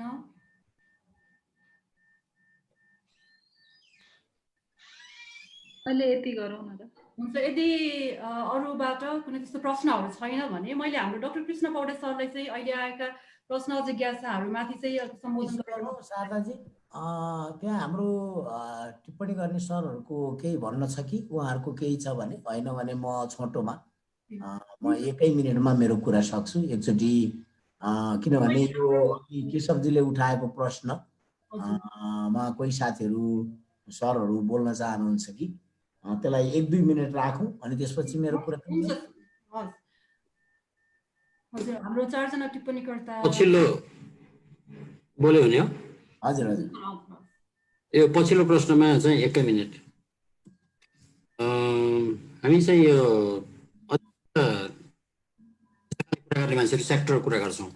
कसैले कृषि भन्छौँ, कसैले टुरिज्म भन्छौँ, कसैले हाइड्रो भन्छौँ, कसैले सर्भिस भन्छौँ। प्रायोरिटी सरकारले पनि लामो समयदेखि, यो सरकार होइन कि, फेरि सरकार भन्दाखेरि म यो सरकार मात्र भन्दिनँ, म चाहिँ अलि लामो लङ टर्म हेर्ने हुनाले यो धेरै सरकार, पहिलेदेखिका चलिरहेको सरकारहरू समेत अहिलेको सरकार पनि ले के गर्थ्यो, अहिले के गरिरहेछ भन्ने कुरा गर्ला। योजनाहरूमा हेऱ्यो भने पनि खास सेक्टर, हाम्रो प्रायोरिटी यो सेक्टर हो, यो सेक्टर हो भन्ने लगातार आइरहेको छ। मेरो विचार यो सेक्टरलाई प्रायोरिटाइज गर्ने भन्दा महत्त्वपूर्ण गभर्नेन्सलाई प्रायोरिटाइज गर्नुपर्छ। सबैको सरकार त त्यो सञ्चालन गर्ने त्यही सिंहदरबारमा हो, अथवा अहिले 3टा लेयर भयो जो भएर कोभिडमा चाहिँ ठुलो शक्ति पनि मिलेको छ जस्तो लाग्छ मलाई। तर त्यो कुरा छोडेर यो हाम्रो शासकीय परम्परा चाहिँ यो चाहिँ चेन्ज भएन। अघि मैले अलिकति हिन्ट त गरेँ, अब डिटेल त मलाई पनि थाहा छैन, त्यस कारण म पनि अनुसारले बोल्दैछु। तर यो जिम्मेवारी नलिने, जिम्मेवारी नदिने, जस्तो बजेटै खर्च हुँदैन नि त, त्यही छ नि त होइन। त्यो त एउटा एकदम ब्ल्याक एन्ड व्हाइट मापदण्ड छ नि। अनि निर्णय लिने गाह्रो मान्ने होइन। अब हुन्छ अहिले अख्तियार भन्छन्, के भन्छन् है, त्यति मात्र कुरा पनि होइन यो। यो ढिलो निर्णय गर्ने, सकेसम्म निर्णय नगर्ने होइन। अन्त फेरि अब रिटायर भएपछि पनि अख्तियारमा जान पाइने अथवा कहाँ जान पाइने होइन। निर्णय गर्दाखेरि अलिकति खाल्टामा परिने डर, अनि रिस्कलेस काम चाहिँ निर्णय नगर्नु, अथवा त्यो निर्णय गर्ने काम चाहिँ यति ठाउँमा बाँड्ने कि त्यो सबै ठाउँमा निर्णय भएर आउने जोग लाग्ने, यो प्रक्रिया र एक्सपर्टिज एउटा त्यो। दोस्रो चाहिँ एक्सपर्टिज नभएको कुरा। जता पनि सेक्सन अफिसर र उपसचिव र सहसचिव सचिव सर्न पाइने। मैले पढेको लामो समय समाजशास्त्र पढ्दाखेरि र पब्लिक एडमिनिस्ट्रेसन पनि अलिअलि पढ्दा, पोलिटिकल साइन्स पनि पढ्दाखेरि कर्मचारी तन्त्र भनेको विज्ञहरूको शासन हो। पहिला हुकुमी शासन थियो है, पहिला दैवी शासन थियो, त्यसपछि हुकुमी शासन आयो, त्यसपछि के को शासन आयो? कर्मचारीको शासन आयो। कर्मचारीको शासन, कर्मचारीले शासन त्यो बेला गर्न पाउँछ जबकि ऊ त्यो विषयमा विज्ञ छ। विज्ञहरूको शासन हो, कानुनको शासन अनि विज्ञको शासन हो ब्युरोक्रेसी भनेको। विज्ञता हासिलै गर्न नपर्ने। मोटामोटी अलिअलि कानुनमा र मोटामोटी अलिकति नेपाली भाषा जाने कि त त्यो विज्ञ भइगयो जस्तो हुने है। एउटा उपसचिव जुन मन्त्रालयबाट जुन मन्त्रालय पनि जान पाउने, त्यसले विज्ञता कसरी हासिल गर्छ? विज्ञता हासिल गर्न त लामो समयको इन्गेजमेन्ट चाहिन्छ। टपर टुले विज्ञता हासिल गर्दैन। त्यसकारणले निर्णय कसले गर्नुपर्ने हो, उसैले गर्ने हो। अलिअलि एडभाइस सबैतिरबाट लिनु पर्यो, त्यो 7 दिनमा लिनु पर्यो, अनि 7 दिनमा निर्णय गर्नु पर्यो। त्यो विज्ञले जो आफ्नो विषयमा लागेको 5, 10, 15, 20, 25, 30 वर्ष भयो, हिजो सरेर आएको मान्छेले होइन। त्यसकारणले सही निर्णय विज्ञले गर्ने, सही निर्णय ठिक टाइममा गर्ने हो। कहिलेकाहीँ फेल खान्छ, त्यो फेल खाएबाट सिक्ने हो। फेल खायो भनेर पनिस पनि गर्नु पर्दैन त्यो विज्ञलाई, त्यसले सिक्छ। त्यसलाई चाहिँ जिम्मेवारी दिएपछि त्यसले सिक्छ, अर्कोचोटिलाई सिक्छ। हामी त फेल हुनु पनि डराउने, सिक्न पनि डराउने, अनि सिक्नै नपर्ने, जताबाट जसलाई जता सार्थी पनि भयो। अनि अहिले निर्णय पनि गर्नु पर्दैन, जहिले निर्णय गरे पनि भयो। यो समस्या छ, ठुलो समस्या छ। एकजना मान्छेले निर्णय गर्नु दिनुहोस्, अरूको सबैको तपाईँले को तपाईँलाई के भन्छ काउन्सिलिङ चाहिन्छ, त्यो काउन्सिलिङ पनि लिनुहोस्। निर्णय गर्नु तपाईँले हो भने एकजना जिम्मेवारी दिने हो। र ज्यादै छोटो समयमा, मैले 1 हप्ता भने, सबै कुरा 1 हप्तामा त हुँदैन। कुनै दिन 1 दिनमा नि होला, कुनै दिन कुनै चिज गर्न 1 महिना पनि लाग्ला होइन। तर सकेसम्म छोटो समयमा सही निर्णय गर्ने प्रक्रिया भयो भने एम्फसाइज गर्ने चाहिँ अहिले हाम्रो शासकीय व्यवस्थामा त्यसलाई हो, फलाना सेक्टर र फलाना सेक्टरलाई होइन, त्यहाँ पछि जान सकिएला। त्यस कारणले मेरो त्यो एउटा किसिमको कमेन्ट, एक किसिमको प्रश्नको जवाब चाहिँ शासकीय पद्धति सुधार्नु चाहिँ सबभन्दा महत्त्वपूर्ण छ त्यो सेक्टरमा जानुभन्दा। त्यसले अक्रस सेक्टर काम गर्छ। त्यति भनेर मैले रोकेँ। हस्, धन्यवाद चैतन्य सर। छोटोमा हाम्रो डाक्टर गणेश गुरुङ सर अथवा मिना म्यामको केही छ भने? मेरो चाहिँ नि मिस्टर सरले भन्नुभयो जस्तै गभर्नेन्स नै हो। तर त्योभन्दा नि पर्टिकुलरली भन्नु पर्दाखेरि मेरो चाहिँ नि अहिले चाहिँ नि हाम्रो निर्वाचन प्रणाली परिवर्तन गर्नु पर्यो। अहिलेको निर्वाचन प्रणाली ज्यादै खर्चालु भयो, त्यसैको मुहानबाट चाहिँ धेरै कुरा चाहिँ यसले प्रभाव पारेछ हाम्रो गभर्नेन्समा। यस कारणले अहिलेको निर्वाचन प्रणालीमा कसरी यो खर्चालुलाई घटाएर यो निर्वाचनले नै धेरै कुरामा चाहिँ मतलब के भने प्रभाव पार्ने चाहिँ मतलब के भने तरिकाबाट रोक्ने हो, त्यो हाम्रो प्रमुख चुनौती हो जस्तो लाग्छ। धन्यवाद। हाम्रो मिना पौडेलमा हजुरको केही छ भने छोटोमा? मेरो डाटा सम्बन्ध केशवजीले भन्नुभएको कुरामा उदयपुरले गरे जस्तो हाम्रो सबै गाउँपालिका नगरपालिकाले गर्न सक्छन्। अनि चैतन्य सरले भन्नुभयो जस्तो इमान्दारिता र गर्छु भन्ने प्रतिबद्धता चाहियो। त्यो गएर सुशासनसँग गभर्नेन्ससँग जोडिएको कुरा एउटा अन्त कहाँ के छ भनेर उहाँले सोध्नु भएको छ। मैले आफूले मेरो आफ्नो सीमित नलेज अनुसार थाहा पाउने भने केही अहिले भर्खरै सुरु गरेका छन्। पूर्व सोभियत गणराज्यका देशहरूले, सेन्ट्रल एसियनहरू, उज्बेकिस्तान, ताजिकिस्तानहरूले पनि उनीहरू फर्केर आएका मान्छेहरूलाई के गर्ने, कहाँ को छ र कुन स्किल लिएर आछ, के सम्भावना छ र त्यो मान्छे कति बस्छ, फेरि फर्केर जाने प्लान छ कि अथवा अब सिद्ध्याएर आएको भन्ने खालको डाटाहरू चाहिँ उनीहरूले गर्न खोज्दैछन्। 1-2टा अनुसन्धान प्रिलिमिनरी स्टेजमै छन्, तर त्यसले इन्डिकेसन देखाइरहेछ। 1-2टा चाहिँ यो बहराइन र हामीसँग अलिअलि कुरो मिल्ने, अलिअलि अब समाज पनि मिल्ने बहराइन र यो के भन्छ यो कुवेतले पनि गरिरहेछ। यद्यपि उनीहरूले माइग्रेन्टबाटै चलाइरहेछन् आफ्नो देश, तर पनि उनीहरूका मान्छे पनि बाहिर गएका छन्। त्यसले गर्दा को फर्केर आयो मुख्य गरेर उनीहरूले, मैले अघि नै भने कोभिड नेसनलिजमको कन्सेप्ट जुन आइरहेछ, अब चाहिँ हामीले हाम्रा मान्छे के सिप भएका मान्छे फर्केर आउँछन्, तिनीहरूलाई हामी जान नदिने, हामीले डाटा क्रिएट गरेर यही नै काम दिने।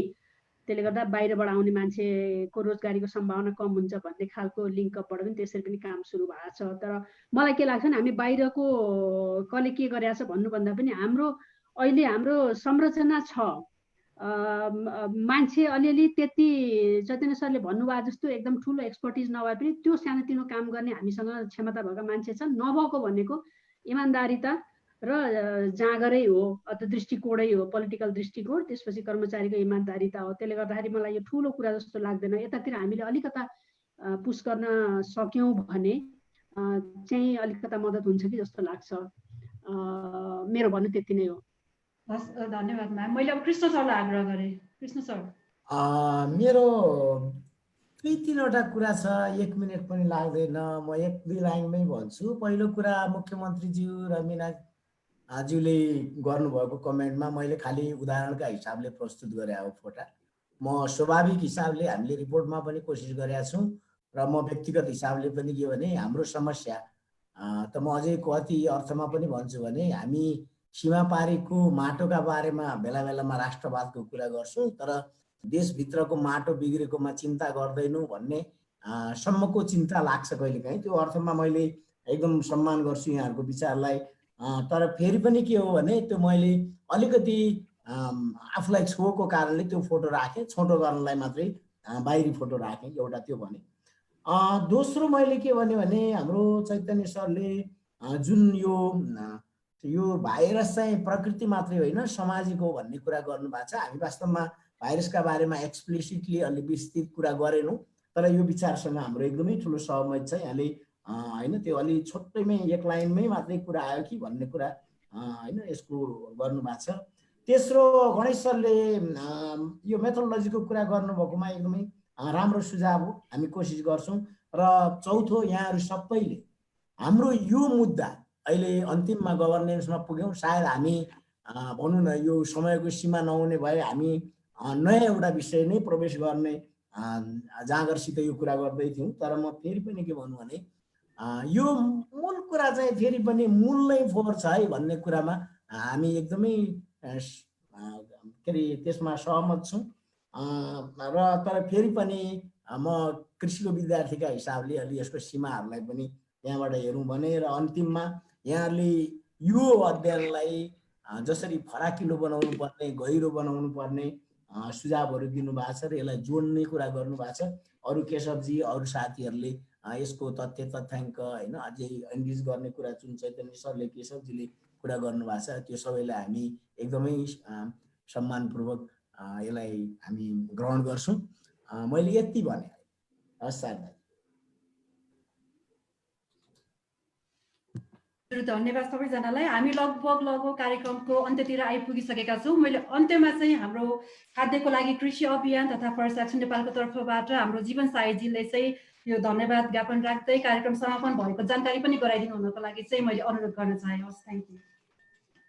जीवनजी।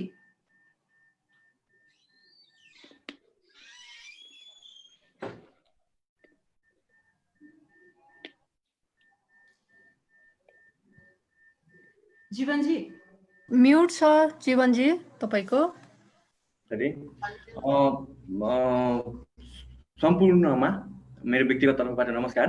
अत्यन्तै व्यस्त समयका बावजुद पनि यस कार्यक्रममा उपस्थित भएर यहाँ अन्त्यसम्म, सुरुदेखि अन्त्यसम्म उपस्थित हुने सबैलाई धन्यवाद। विशेष गरी टिप्पणीकर्ताहरू माननीय त्रिलोचन भट्ट मुख्यमन्त्रीज्यू, यो मीना पौडेल, चैतन्य मिश्र र डाक्टर गणेश गुरुङ लगायत सम्पूर्णलाई, विज्ञ सरहरूलाई धन्यवाद। र यहाँ मैले माननीयज्यूहरू पनि उपस्थित भएको देखेको छु, उहाँहरूलाई पनि धेरै धेरै धन्यवाद सहित सुरुदेखि अन्त्यसम्म यो कार्यक्रममा सहभागी भएर सहभागी हुने सम्पूर्णलाई विशेष धन्यवाद दिँदै हाम्रो खाद्यको लागि कृषि अभियान र सम्पूर्ण आबद्ध संस्थाहरूको तर्फबाट धन्यवाद सहित यो कार्यक्रम समापन भएको म यहाँहरूलाई जानकारी गराउन चाहन्छु।